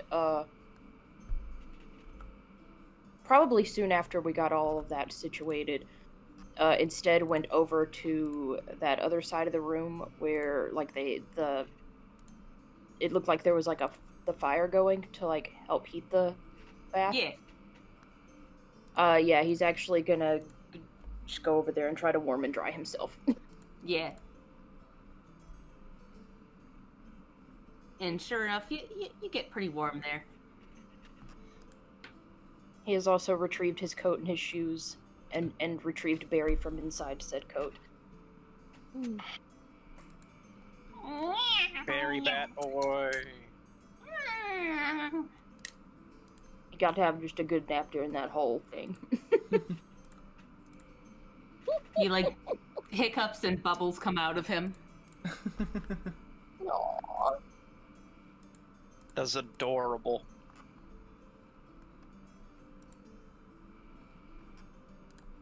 Vaz has a room here, so she's took a side step to go get in her Sorry. bathing suit, and she's chilling in the hot spring. Hell yeah. Hell yeah. My brain went to, she still has the big hat on, but she's got the bathing suit and, like, sunglasses somehow. Oh my god, It's a big excellent. sun hat. Yeah. Yeah. Scrag goes under the water for an unnervingly long time. Yeah, it gets to the point where it's like, it is almost too hot, but you withstand it and come back up, and your, like, blue scales have turned a slight pink color. Oh, I love that. Ta-da! Yeah, Creek also wants to enjoy in the bathwater and take a nice dip. If Creek didn't have a bathing suit, Vaz would lend her one. Oh, thank you. Yeah. She was probably just like, she was probably undressing and just like, let her tits out, and Vaz like, nope. No, Here you go. Yeah, yep. 100%.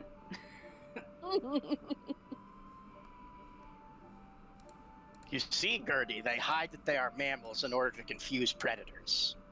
Ah, that makes sense.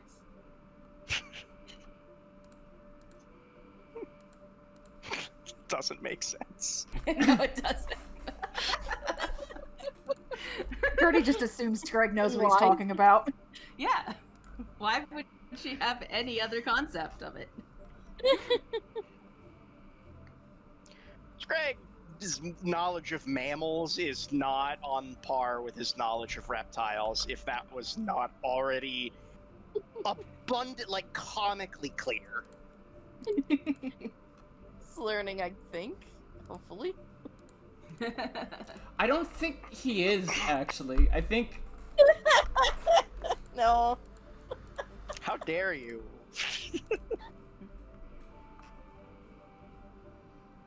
I think the problem is the people who would correct him just find him too fascinating to do so. Yep. Would you correct him?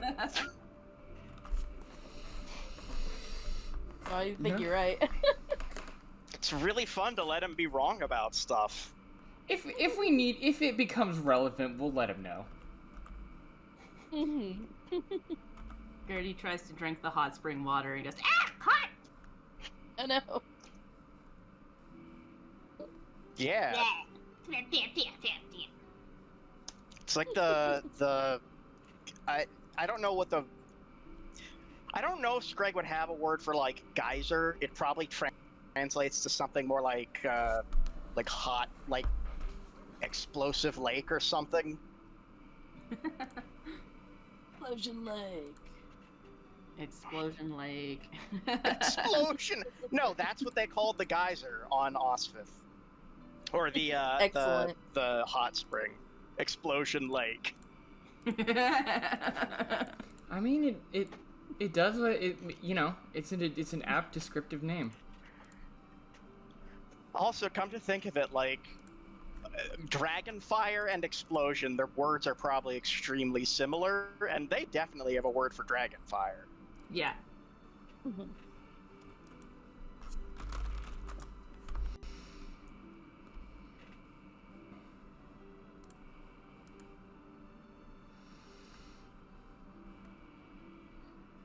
Yeah, so they're just vibing in the hot spring. Yeah. It's a Yep. great day. This is wonderful. Yeah, and I don't know. I'm I don't not know too if Pickles. Oh, go ahead. Sorry, you go ahead. I was gonna say, I don't think Pickle is my biggie. Pickles is kinda. He's mostly like getting over it. He's being very quiet, but like occasionally he'll write things in his notes, and you can occasionally see him and Bastard staring at each other, which Nash would know is him and Bastard kind of like communicating empathically. Like he's writing stuff in his spell book that seems like kind of notes and tactical stuff. He's on a set of pages that Nash would also recognize as related to the creation and summoning of Bastard. And he's also currently drawing like diagrams of sort of spell sigils and mundane objects like brooms, umbrellas, and blankets. Yeah, Nash is just cozied up over by the fire with Barry, but he is keeping an eye on those two. Yeah, I think Bastard particular is kind of almost curled into a ball, but is grumpily like flopped, specifically not exposing his belly. Mm-hmm. Aw. Yeah, His fur a little puffed up. Nash will scold him when he catches him chewing on his bandages. Yes, which he will.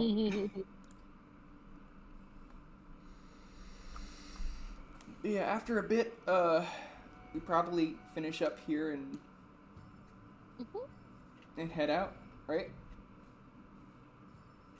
Yeah. Turn in the quest. Yeah. Yeah. Give Az an opportunity to freshen up for her date. Mm-hmm. Ooh. Ooh. Woo.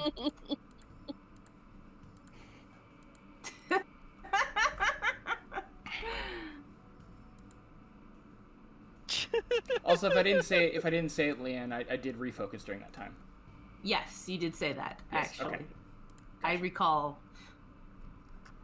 Not recall knowledge, but I recall that you said that. Let's go turn in the thing, get some money. Yeah. Get some date money.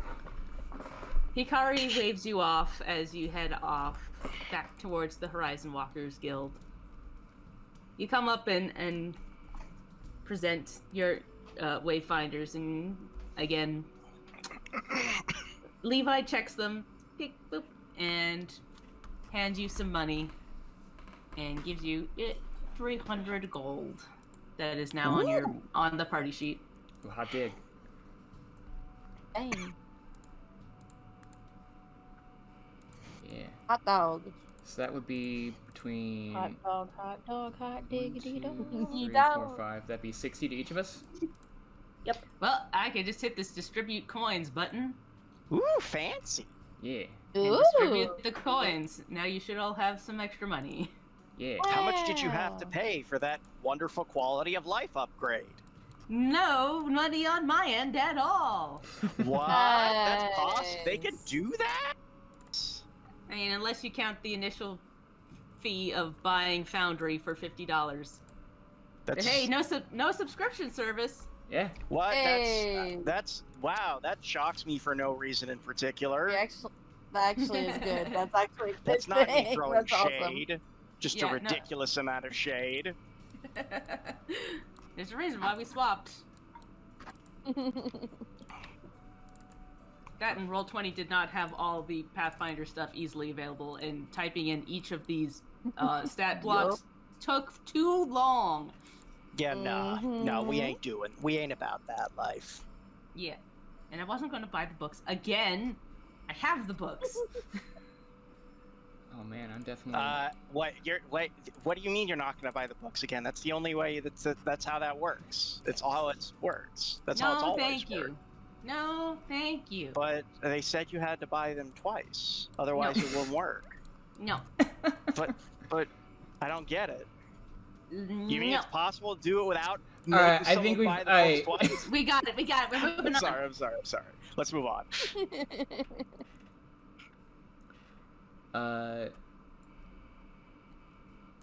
Hell yeah. Hot dog. Hot dog. Yeah. I didn't have anything Sorry, I was else. coming in late on the joke. I know, yeah. I didn't have anything else I wanted to do today. I might do some shopping with this money, but I'm assuming we can do that just fine off screen if we need be. Yeah, Exactly, yeah. if you so desire. But yeah, I got nothing else. Yeah, me neither. Cool. Ice emoji. So, yeah, as the day goes on, it gets closer to evening. And about 6 o'clock, everybody starts heading back for the day. You see the airship again return to the airship dock. And people are returning home from work.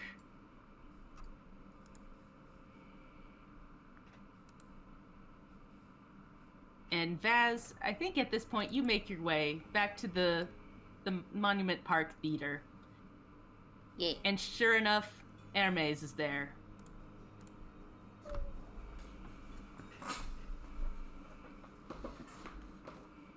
He is... Yep, and she oh, go ahead. Yeah. You see him, talking to Carolina, and he's got, a very concerned look on his face, and she just kind of waves him off and starts walking away, and he looks annoyed until he catches the sight of you in his vision, and he instantly brightens up. Ah, my And love. Vaz will... And she bounds over to him and takes his hands. Hello, my starlight, how are you? Wonderful, wonderful, now that you're back here.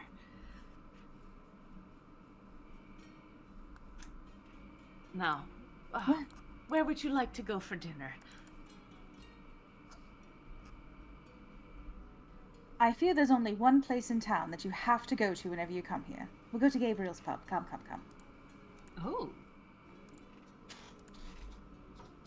And yeah, you lead him through the Horizon Square, past the upper markets, and into Cobblepath Pub.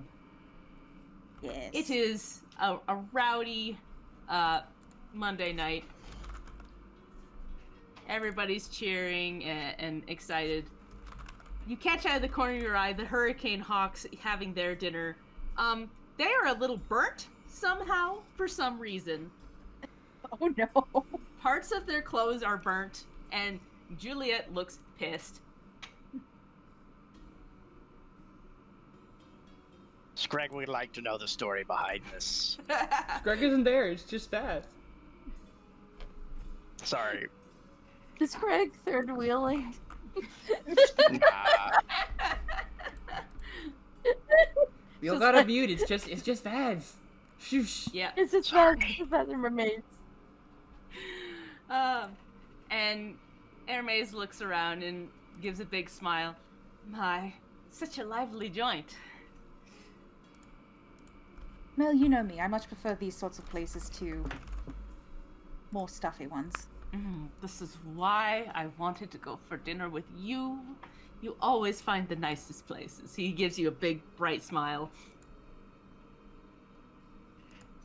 And Vaz makes a show of, like, acting like she's blushing. You settle down, and Gabrielle brings you some beautiful roast chicken with potatoes and vegetables. And Hermes excitedly bites into it and goes, there's always something so special about a place like this.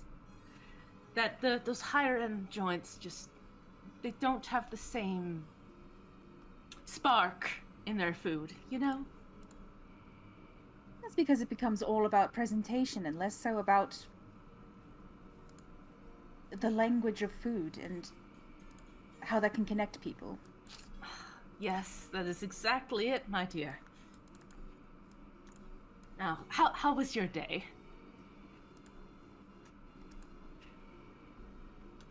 Interesting, to say the least. And she'll go on and tell him about the job that they took at the hot spring. He is just enraptured through the whole story.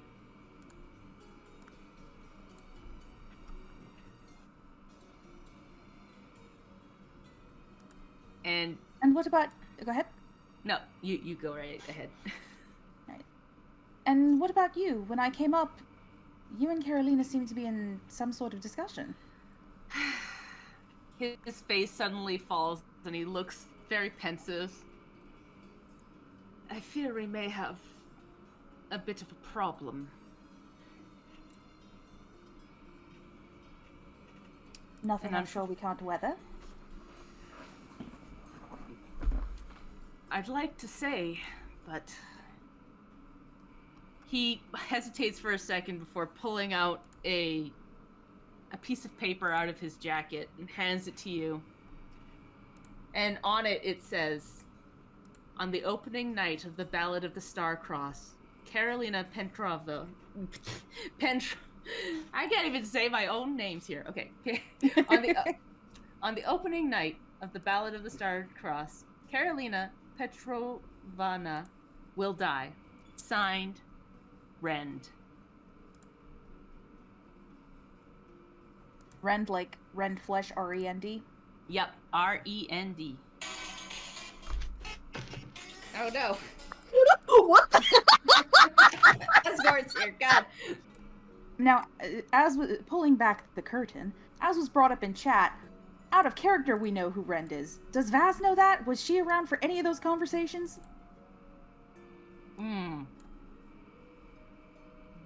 I don't think so. I think it was just Nash. I could be wrong, but I'm pretty sure it was specifically Pickles and Vaz who were there with that whole conversation that where Pickles told Nash to stop keeping secrets, and Nash did tell them all of the things. Okay. I could So be dead yes. wrong, but I'm making the executive decision now that at some point, if not when I think it did, then in that week we had off, then Nash would probably have mentioned, Yeah. hey, this Yes. person's bad, and they're around. So yes, she would know that Rend is the head of the Assassin's Guild. The color will drain from her face.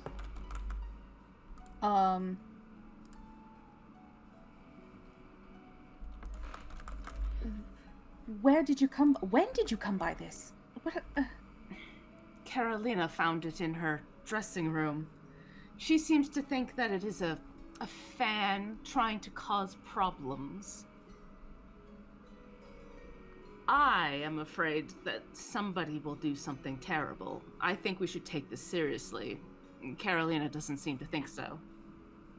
We absolutely should take this seriously. The name is the name is known to me. This rend is not good news. That's unfortunate. I thought you might know what's going on, but you know, Caroline, and the show must go on no matter what.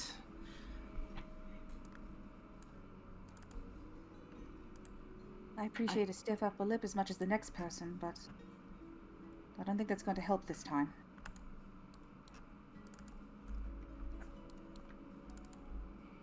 If you and your friends might be able to investigate, I'd be most appreciated.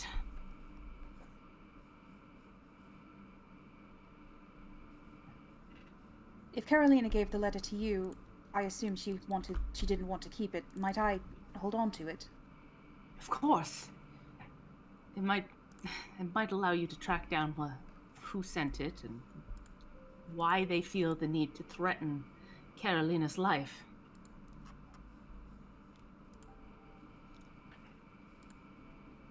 Dear Nash, I'm sure, could make short work of this.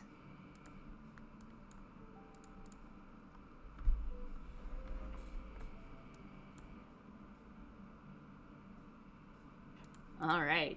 And I think the rest of the evening goes pretty well. Two of you just having a romantic evening to yourselves. As But much as you eventually- can. As much as you can, given the bomb he dropped on you. Yeah. At the end of the night, he hesitates to leave, but eventually the two of you give each other a sweet goodbye kiss, and he heads back to the theater. And you make your way to probably back to the pub where everybody else is probably at a different table eating dinner. And we cut to them probably talking to the Hurricane Hawks. And like Juliet's just like rubbing her temples going, they weren't rats, they were cinder rats. They were made of fire. Oh. That's way worse. They should have put that on the listing because we charge more for that because they're on fire. Maybe they didn't know? Yeah, and like Ryu is like patting her side, going, yeah, maybe they just didn't know. They probably don't see cinder rats very often. They're on fire. She angrily glares at him.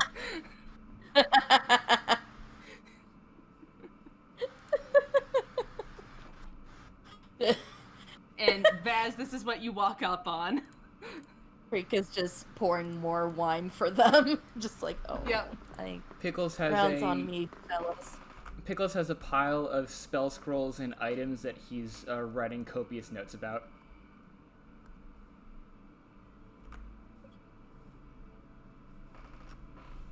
Fancy meeting you all here.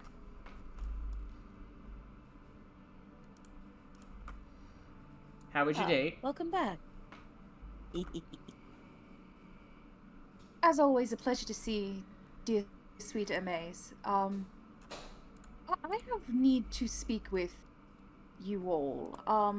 If you'll pardon the impropriety, the next round is on me, and she'll give the Hurricane Hawks, like 5 gold, I guess. Nice.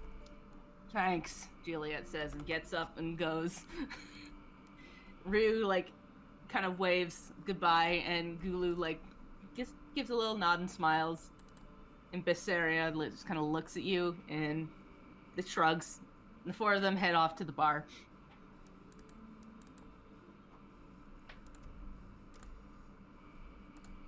I'm assuming We've a problem. Oh, go ahead, sorry. We've a problem. Oh? Nash raises a painted eyebrow. Yeah. Scrag seems to be holding a book that looks to be a Dath Guardian phrase book. And he kind of puts it down and looks up and says, "Please, by all means, drop the legumes." My hovercraft is full of eels. Well, this is a mighty legume to drop, she'll say, and she'll take out the letter and open it up and put it on the table. Maybe spill the beans. When the hell was that published? Anyway, the letter. Nash is completely ignoring their nonsense. As soon as the letter hits the table and he sees the name on it, he snatches it up Fair. to reread it a second time to make sure he got that right. Yep. It is very simple, like the only one sentence, signed Rend. Oh, double O.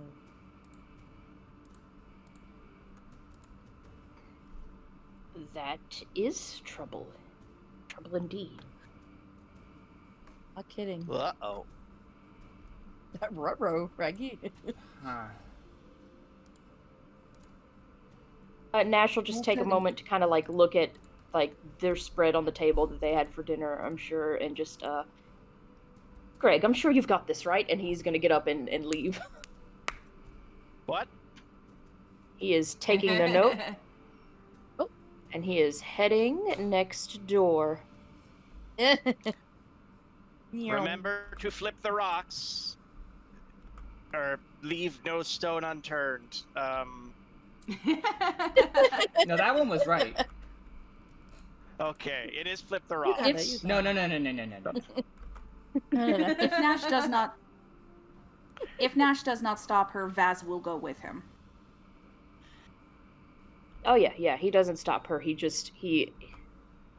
didn't really stop to ask anybody. He went. Pickles will not go with him. He knows what this is. Yeah. Creek is gonna stay with the Hurricane Hawks and Pickles. Cool. I've got fucking 1, 2. I have 3 spells that I'm gonna attempt to learn. Cool. But yeah, Nash and Good Vaz, luck. you head into the Horizon Walkers Guild house. And sure enough, Levi is behind the counter doing paperwork.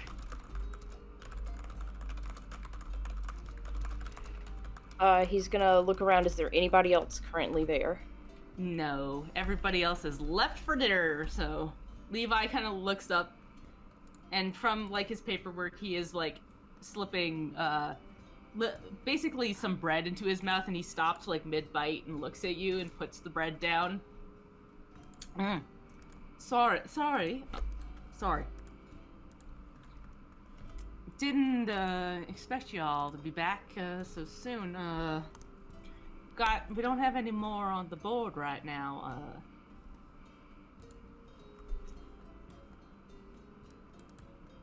Oh no, my apologies for interrupting. I do need a quick word in private though, if that's all right. He sees that the room is empty, but he's still kind of like looking around to be sure. He gives a little frown and like looks over at Vaz. Does private include her as well? Yes. Well, all right then. And he gets up, sticks the rest of the bread in his mouth, and he starts chewing and like motions for you all to come upstairs. And he leads you back into one of the bedrooms there. Closes the door. Now, what could you have to tell me? A question, actually, and he's gonna pull the note back out and hand it over and ask, is this a typical calling card from them? He holds it and kind of goes a bit pale as he reads it, but then he like stops and like squints at it and kind of flips it over a bit and goes, This ain't her handwriting.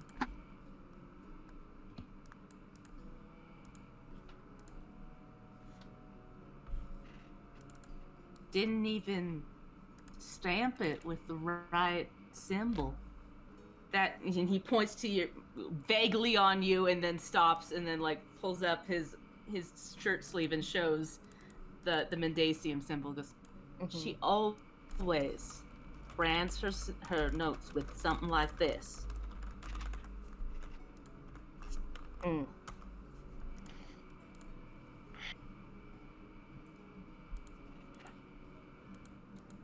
I don't think this is from her.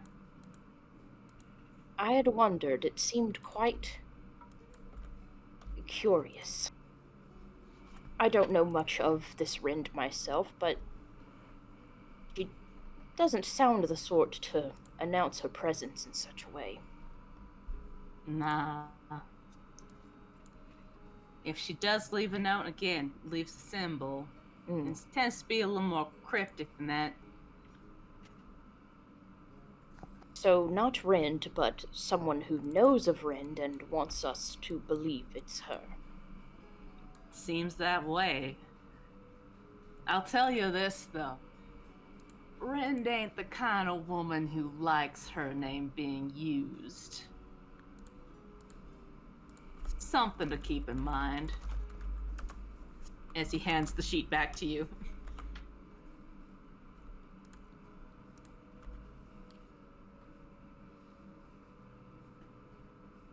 He will hand it back over to Vaz and say, well, your friend's not entirely out of danger, but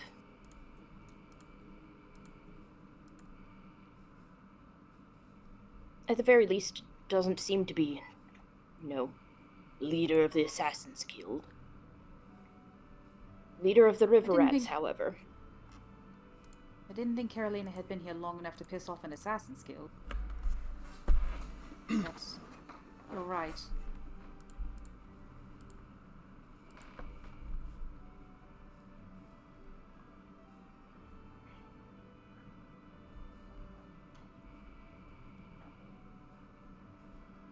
Could it be an attempt to split our focus on opening night and our resources?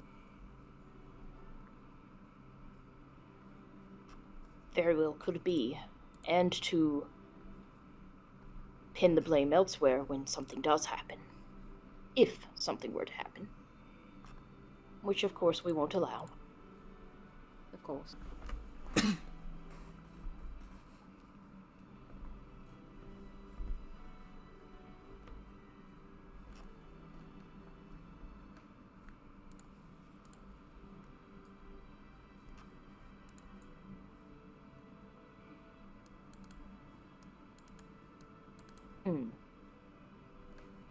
Very interesting, though. I may have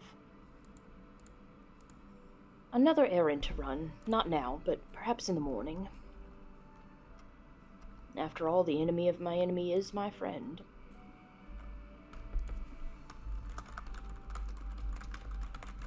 Usually.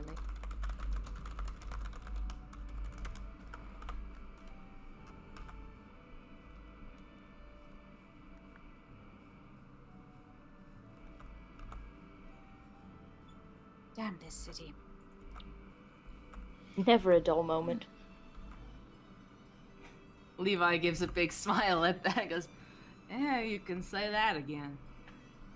Oh, but we bring it upon ourselves. You seem the type that it doesn't matter how busy the city, you'll bring trouble. Only a little. I think he's saying the Usually. trouble is us.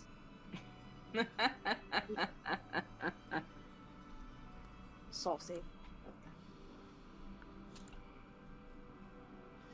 Well, let's not keep the others waiting. We did leave off in quite a rush.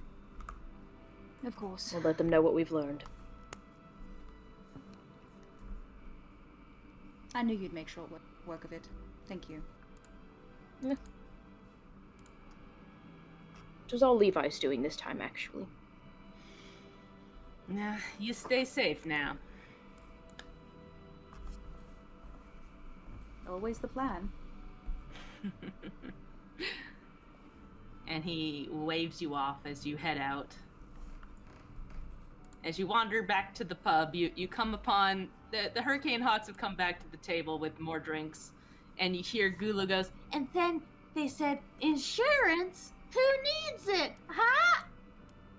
and Becerra just looks at her and goes, I'm sure that joke lands better in Orcish.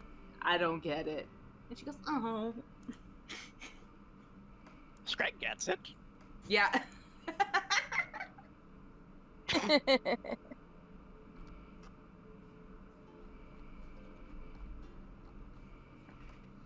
Greg thinks it's hilarious.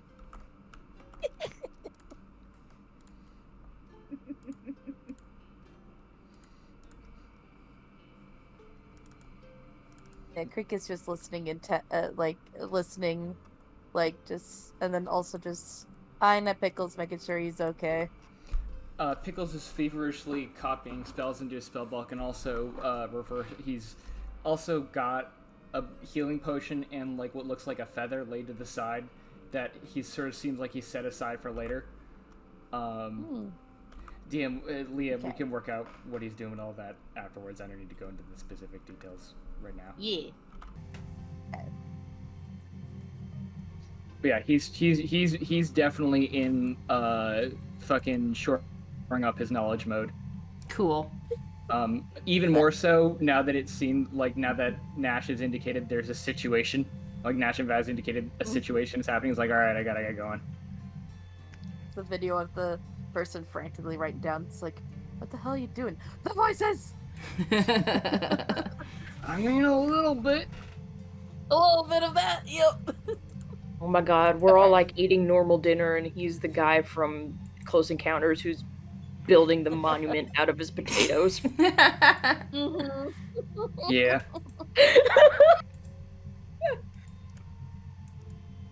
I'm gonna pretend I understand that reference because it sounds funny. It's a good movie, I recommend it, but yeah, anyway. Good to know. When when Vaz and Nash come back in, Pickles will definitely look up and give them his attention and put his stuff to the side. Yeah. Have you turned over all the rocks yet? Most of them. One left, but not at this hour. I will say, at the very least, the good news, it doesn't appear to be a new problem. The bad news, it's more of the same problem that we currently find ourselves in.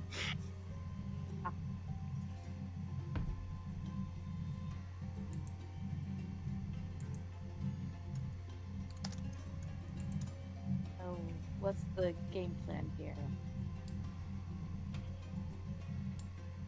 Well, besides another brief conversation I need to have, more of the same, I imagine. We need to figure out what is going to transpire at the show tomorrow night.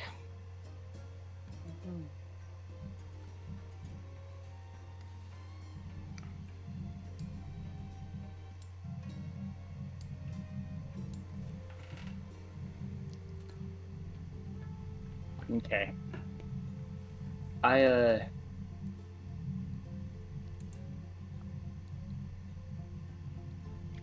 Yeah. I don't know. I don't know if we have much time to do much more investigating. Magic Man, may I speak to you about something personal? Yeah, do you need to now or later?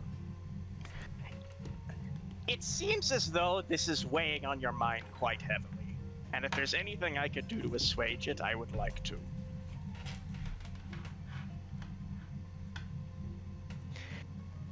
I have been in situations with Gertie that have been very dangerous, where one of us has almost gotten killed. But we have trust in each other. And that doesn't make anything easy or insignificant, but it is important that you keep that trust and also trust in yourself to do what is best.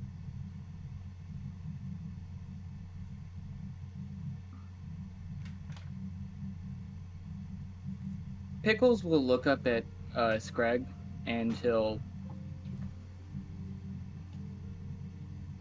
he looks almost sadly at Scrag and he says,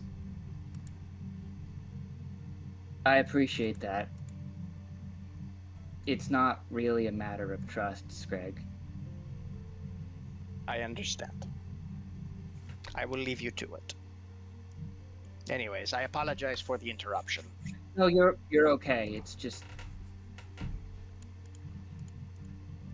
he'll kind of look over at Bastard and he'll go,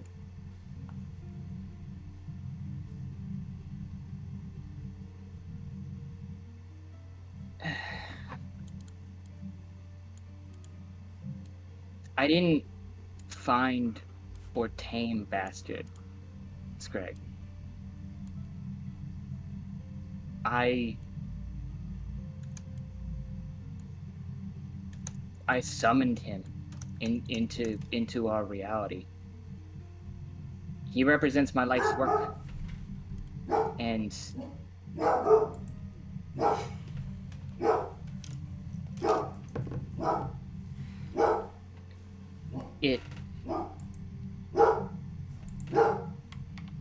putting all my hopes and my ambitions onto the shoulders of such a little guy is risky, sure, but it's not a question of doubting my effectiveness or my trust in Bastard or anything like that. It's a question of... It's like if you were a painter and every day you walked around holding the greatest painting you'd ever made under your arm. And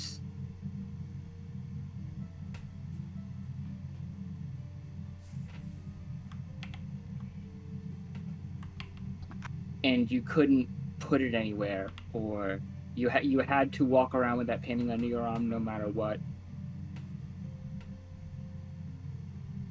It's kind of like that. So it's not a question of, do I trust in the painting? It's a question of, what do I need to do to make sure it doesn't get destroyed? Because... Greg... Go ahead, sorry. Nah, you finish first.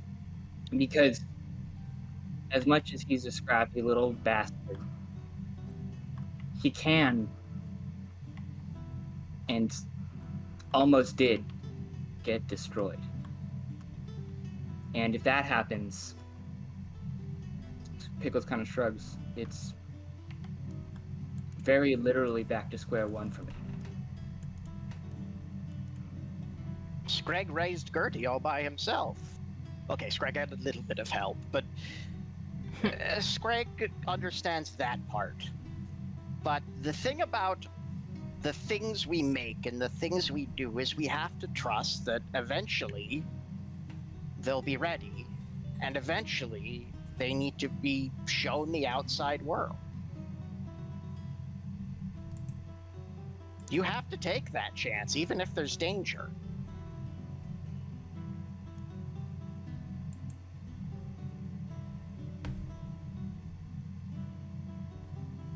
Sorry, I don't mean to like lock everyone else out. I know that it's kind of just two guys.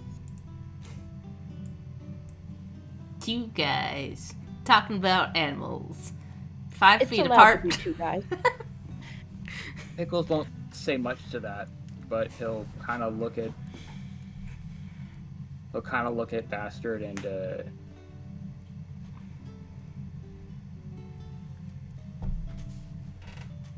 Bastard is chewing on Pickles' foot. Wonderful. he will look at Bastard and he'll look at Scrag thoughtfully and he'll say, maybe it's time for some applied theories. Sounds ominous. And he'll turn to the page in his he'll turn to the page in his book that has like it's got drawings at this point of things up to like including like suits of armor moving around. And he'll go, Bastard, I think you need some cousins. And he looks up at you and goes,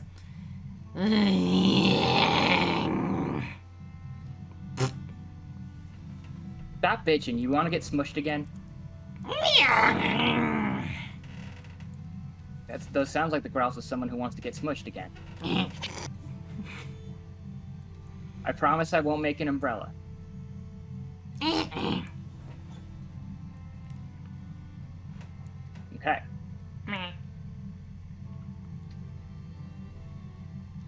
unfortunately, and we will deal with this later, we probably will have to visit someone we don't like. The hair on him stands up.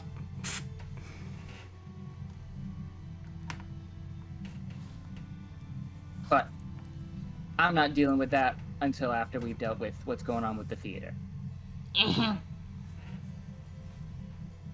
Pickles returns to the table and he like looks at Scrag and says, "Legitimately, thank you, Scrag." And he kind of leans forward and like he begins talking with everybody about plans and what we can do to prepare for what's going on. And he seems much more animated and less like...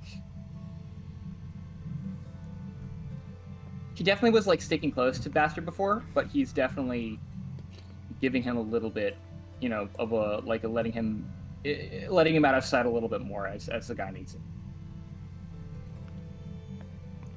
So, what are our options right now, Nash? We have very limited time. Do we bring things to this person? Do we... Well, What do you... this note does present us with a very interesting opportunity. The potential for... I wouldn't call them an ally, but at least someone else who would be after Eden more. It's tricky, though. As far as a plan for what we're going to do, it depends very, very highly on what actually happens at the show.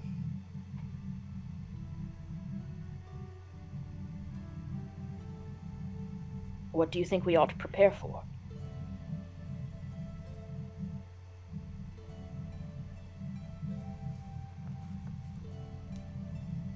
Well, there is one or more assassination attempts happening at the show, regardless. So I think at the very least we ought to prepare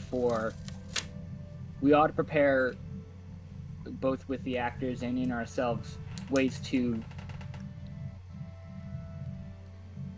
protect the assassinee. In case it's someone we want to not get, you know... Dusted? Dusted, yeah. Thank you.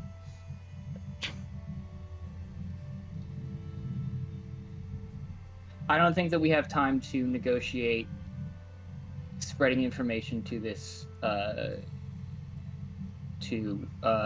this enemy of our enemy, as it were. Especially on the very slight chance that, you know, we're wrong. I don't think we are, but if we get caught in a situation where we go, hey, somebody's been claiming to be you and threatened to kill this person, and they go, it was me, and they, you know, stab us a bunch and kill us. I hate it when that happens. Not my favorite. Baz, you've seen the play before, correct? No, she would not have seen the play before. She has not seen the play before. Yeah, I was like, I Gotcha. think it's a new play. It's a new play. Okay. That being said,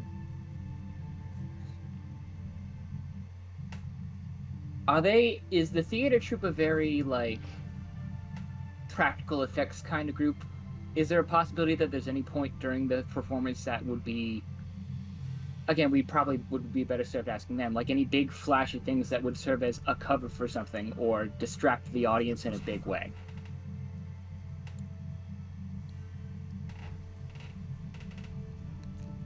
I mean, theater is a spectacle, and they lean into that, but as far as what might be planned for this show, a romance, I'm not sure. Okay.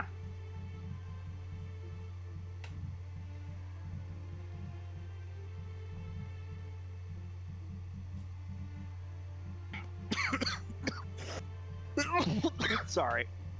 You're good.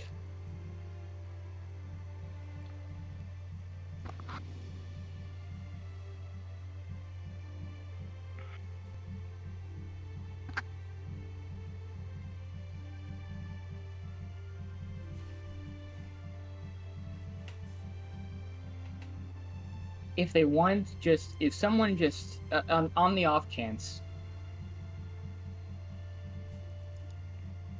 just general ideas. If there are planned assassinations at this theater, okay, we don't think that it's sorry, give me the name again. I'm blanking on the name of Rend. Rend. If this person, even if this person is impersonating Rend, even if it's not them, we're assuming it's not them. If they wanted the leading lady dead, they just wanted her dead, they wouldn't do it on the opening night. They want to make a statement, whatever they're doing.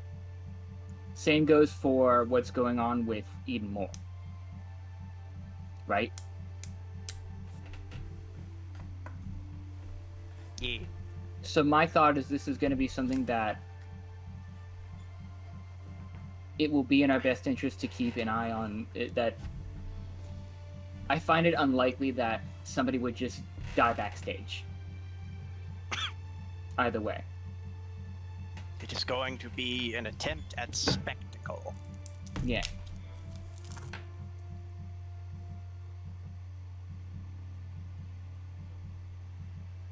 What a gruesome spectacle.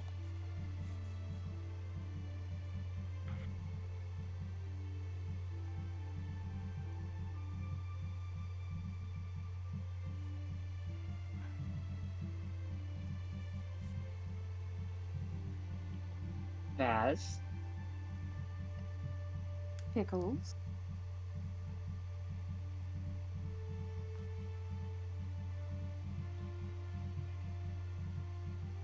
Pickles will lean forward and look at Vaz with a kind of manic glint in his eye. How does your bow feel about last minute additions to the cast?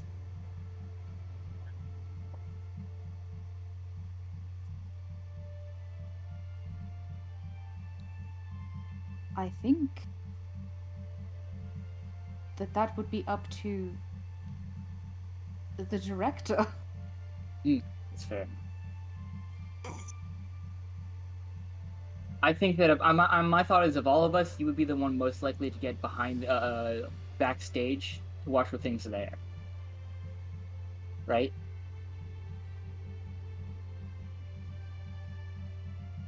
I'm no stranger to a theater. I'm sure I could keep out of the way.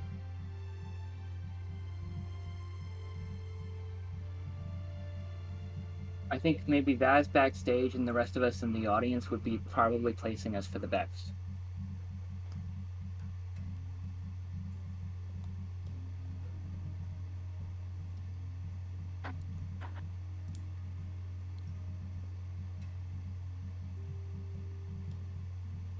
Makes as much sense as anything I could come up with.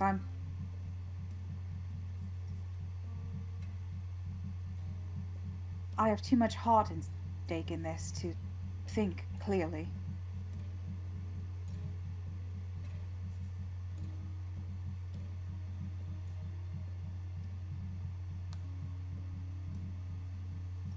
Do we think it worth alerting the lawkeepers? That's what I was thinking too. I know They've helped initially they have. Continue.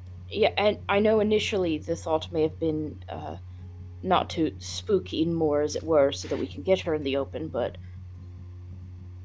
I think priority has shifted just enough.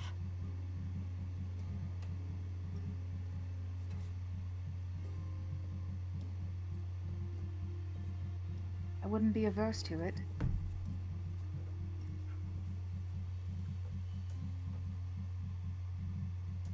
We could always use more backup in case the threat is true. If they can spare Besides, it. it's been a mere day since we've seen Dixon, I'm sure. I'm sure he misses us. Honestly, I'm sure. honestly, if he doesn't see us frequently enough, I'm sure he assumes something is wrong at this point. Yeah, I think at this point, I also doubt that they would have. I doubt that it would lead to them shutting down the production or anything like that. Frankly, I doubt they have the manpower for that at the moment, given we just kind of upended their internals. But a few extra eyes in the house would always be helpful. Mm-hmm. What's that saying they say the show needs to keep going? I Or do you know believe this one? it's The Play Goes On. Ah, thank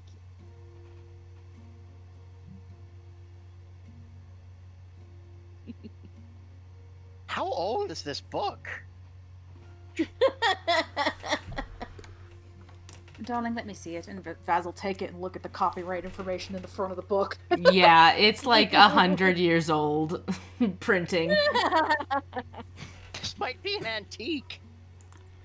Oh, baby, Why do I Zach, have You better this? to sell it. We were just, I don't even know why you picked it up. We were just in a shop for me to get paper and materials. I thought it was a good book, and I don't know that many phrases. I learned this Well, now language you know. like 2 months ago.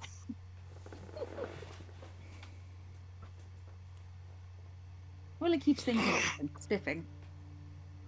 Thank you. Okay.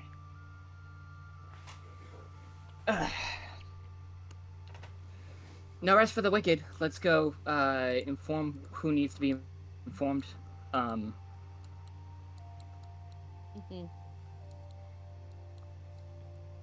haven't talked to Dixon in a bit, I think.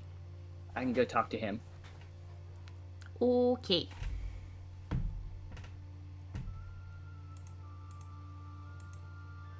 DM, what time is it right now? It is currently, I'm deciding that. It's about 7 o'clock. Okay. So it's getting on, but it's not too bad. Mm-hmm.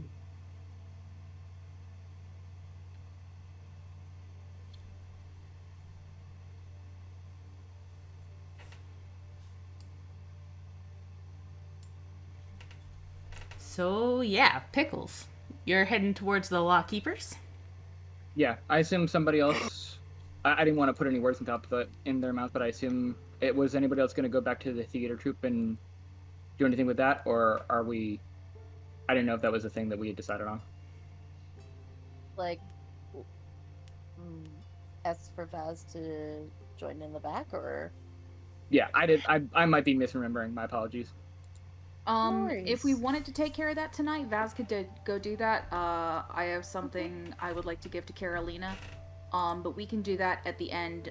Spotlight's been on me for a hot second, so I'm cool taking a breather. Yeah. No problem. Cool. Okay. So yeah, I'll go see my favorite guy. Your favorite guy. And yeah, The most married cop I've ever known. Yeah, sure enough, you walk up to the Law Keepers and Not sorry. This is just relevant before this scene happens. Who has the note? I don't think Pickles would want to bring it. I think you Unless gave it you- back to Vaz. Nash would ask for it back Yes, of course. to look back over it. yeah, Just gonna say. Vaz was the last person to have it, so yeah, hand it back to Nash. Just gonna say, under no circumstances should Scrag have it. Should Shrek? You just about said Should Shrek. That was last campaign. Yeah, Brimstone was last guy. Somebody wants. Yeah, if Brimstone had that note, that'd be really weird. Yeah, It's not even in this show. he sure isn't. God. He's not even on this plane. You don't know that. He's busy sipping tea. In Devil's Ages. And being the most married not cop I know. Yeah. So yeah, Pickles, you head up to the Law Keepers HQ, and sure enough, the secretary that's almost always there, she recognizes you immediately, kind of rolls her eyes, and doesn't even say anything, and starts motioning for you to head toward Dixon's office. The atmosphere in here is a little frazzled. You see people like running back and forth. You see a couple people just like tiredly standing against a wall. And you get to Dixon's office, and You immediately notice that there is a pencil out of place on his desk, and he just is, like, rubbing his forehead. You know something's up. Because he always keeps those pencils in place. Hello, Mr. Pickles. What can I do for you tonight? It's me, your favorite omen of chaos. Uh-huh. We have reason to believe that there may be something going down at the theater production that's happening soon. Of course. Of course. Something else. Something else. There's always something else, isn't there?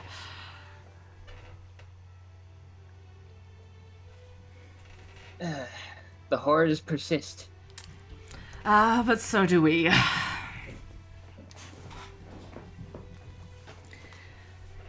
I will admit things have not been the smoothest since the commissioner has locked himself in his house and will not come to work. He what?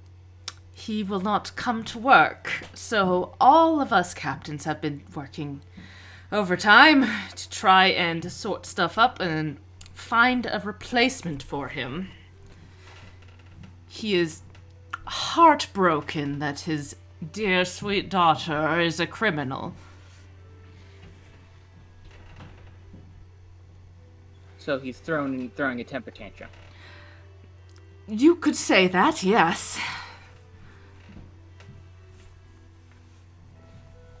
I wouldn't, because my job is, very important to me, but one could say that.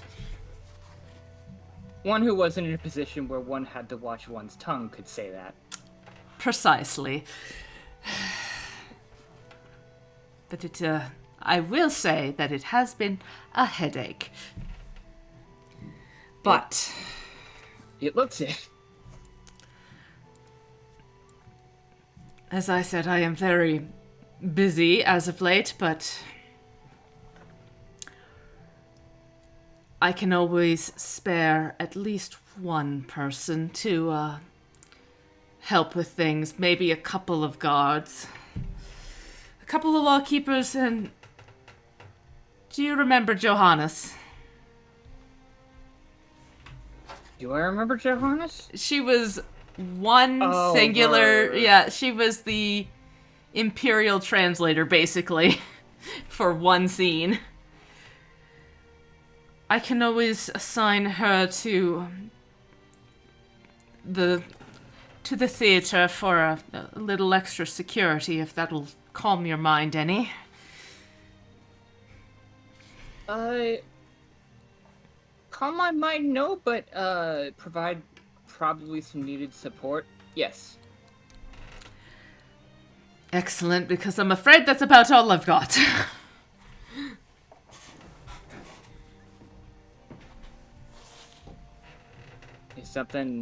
Is something going down I should know about? Internal politics. Ew. Yes, exactly. As I said, the commissioner is throwing... what you said. And there is many vying for his current position. Well, for what it's worth, if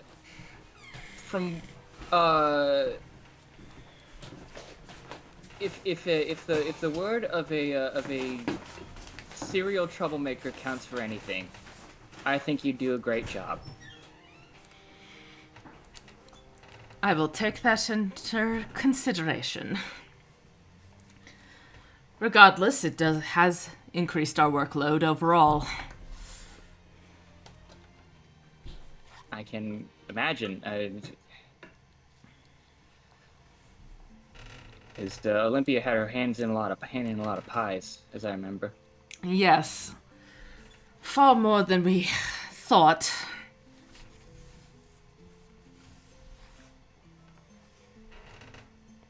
Oh, more than just what evidence we brought forward. I can't say too much, but it seems like there was another link to the Empire we're trying to track down. She was selling to them, but there was something else. Afraid I can't say too much more than that. Gotcha, of course. Okay.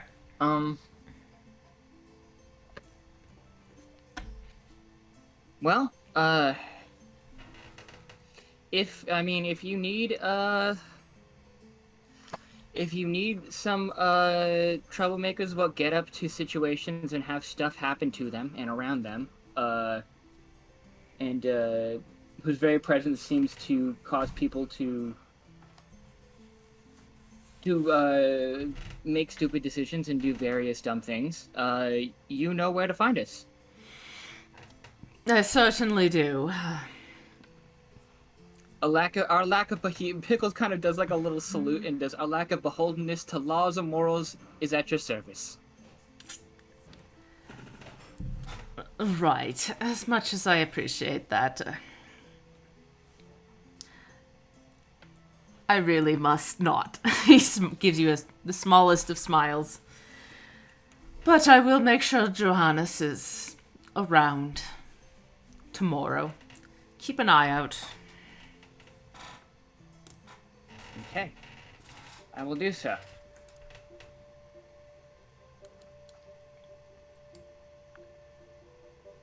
Okay. And he'll leave and I'll say, well, I'm sure this will all make a great story later.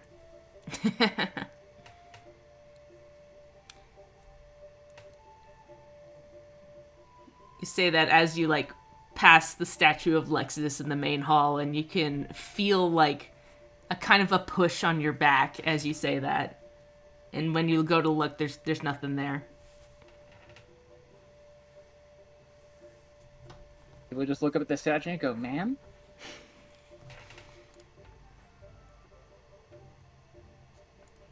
I'm gonna need you to be a little less cryptic and more clear in your communication about what in the hells you want. Until then, I'm just doing me. And then he will leave in a huff. Yeah, Bastard, like, kind of stomps a little bit in a circle and stares at the statue. It sticks out its tongue, then stomps back around, and then stomps out.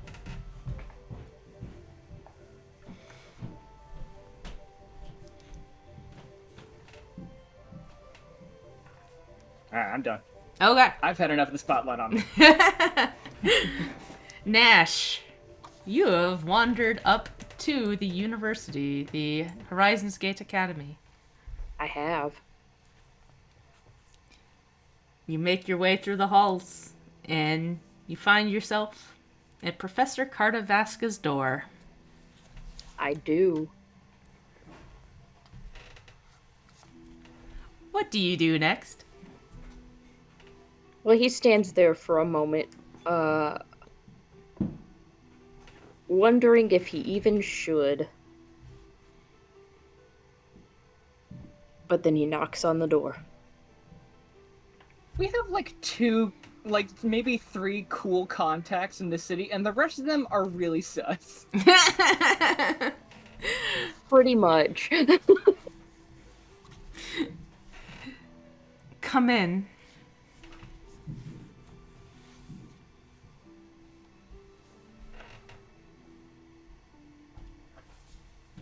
A much shorter pause this time, but then he will open the door and let himself in.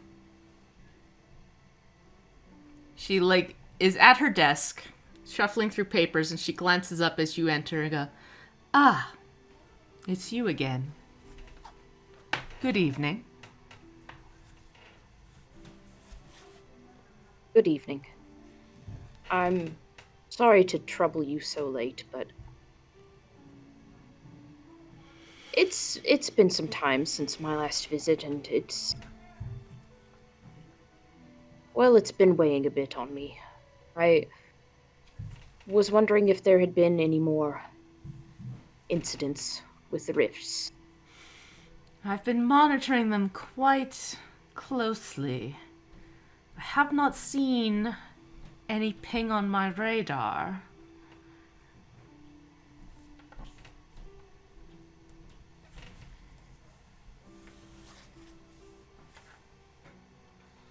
Good. Good. We find ourselves in quite a bit of trouble as usual, and it... At least a small comfort to know this isn't looming over as well. At least not at the moment. Yes. They seem to have calmed down a little bit, at least. I guarantee, if one pops up again, I'll let you know.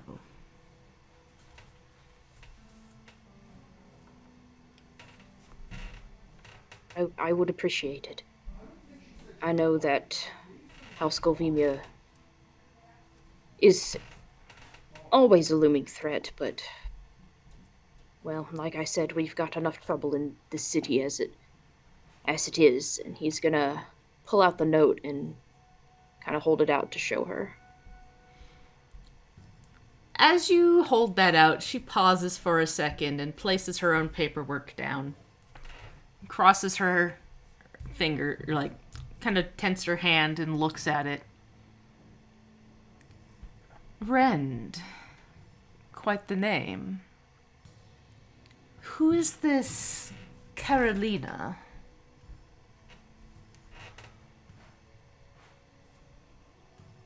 Friend of a friend who has unfortunately found herself with a target on her back thanks to someone trying to get at us. And you bring this information to me for what purpose?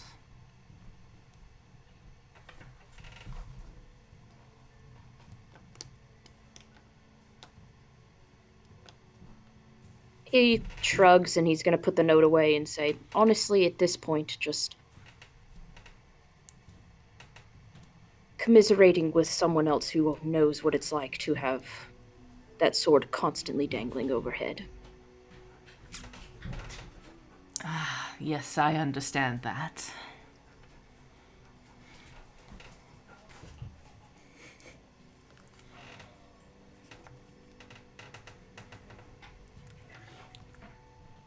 But if there is nothing else but this note, I really must get back to my work.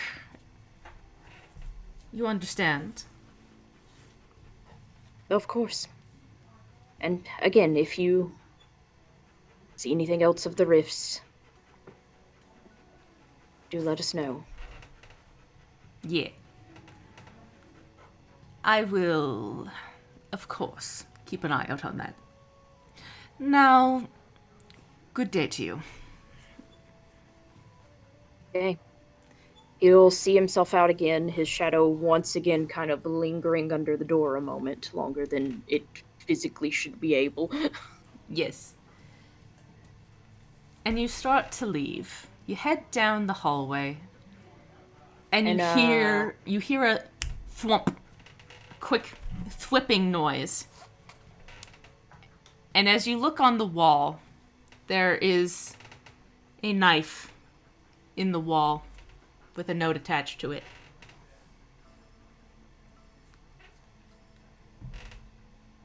He will take the note and the knife. So you open the note, you see, in very neat handwriting, come to the lighthouse at midnight. And there is no signed there, just a stamp of the symbol of Mendasium. DM, does this knife match the knife that I collected from at the Monument Park when the rift opened and the knife came out of nowhere and murked that guy? Sure did. Okay. Sure does, sure Cool. did. Cool. Love that. He's gonna pocket that and add that to his collection. And as you start to leave the Horizons Gate Academy, I think that's where we'll end it for today. Cool and good. Do we want to start with Very good. that and also Vast talking to our mates? Sorry, what? Because I think we had a plan for Vast to talk to Yeah. our mates, but that Yeah. that I was We going to can say do that should we next start with time. that? Exactly. Yeah, that's what I was asking. Yeah. So, goodbye, everybody. Goodbye. Goodbye. Bye.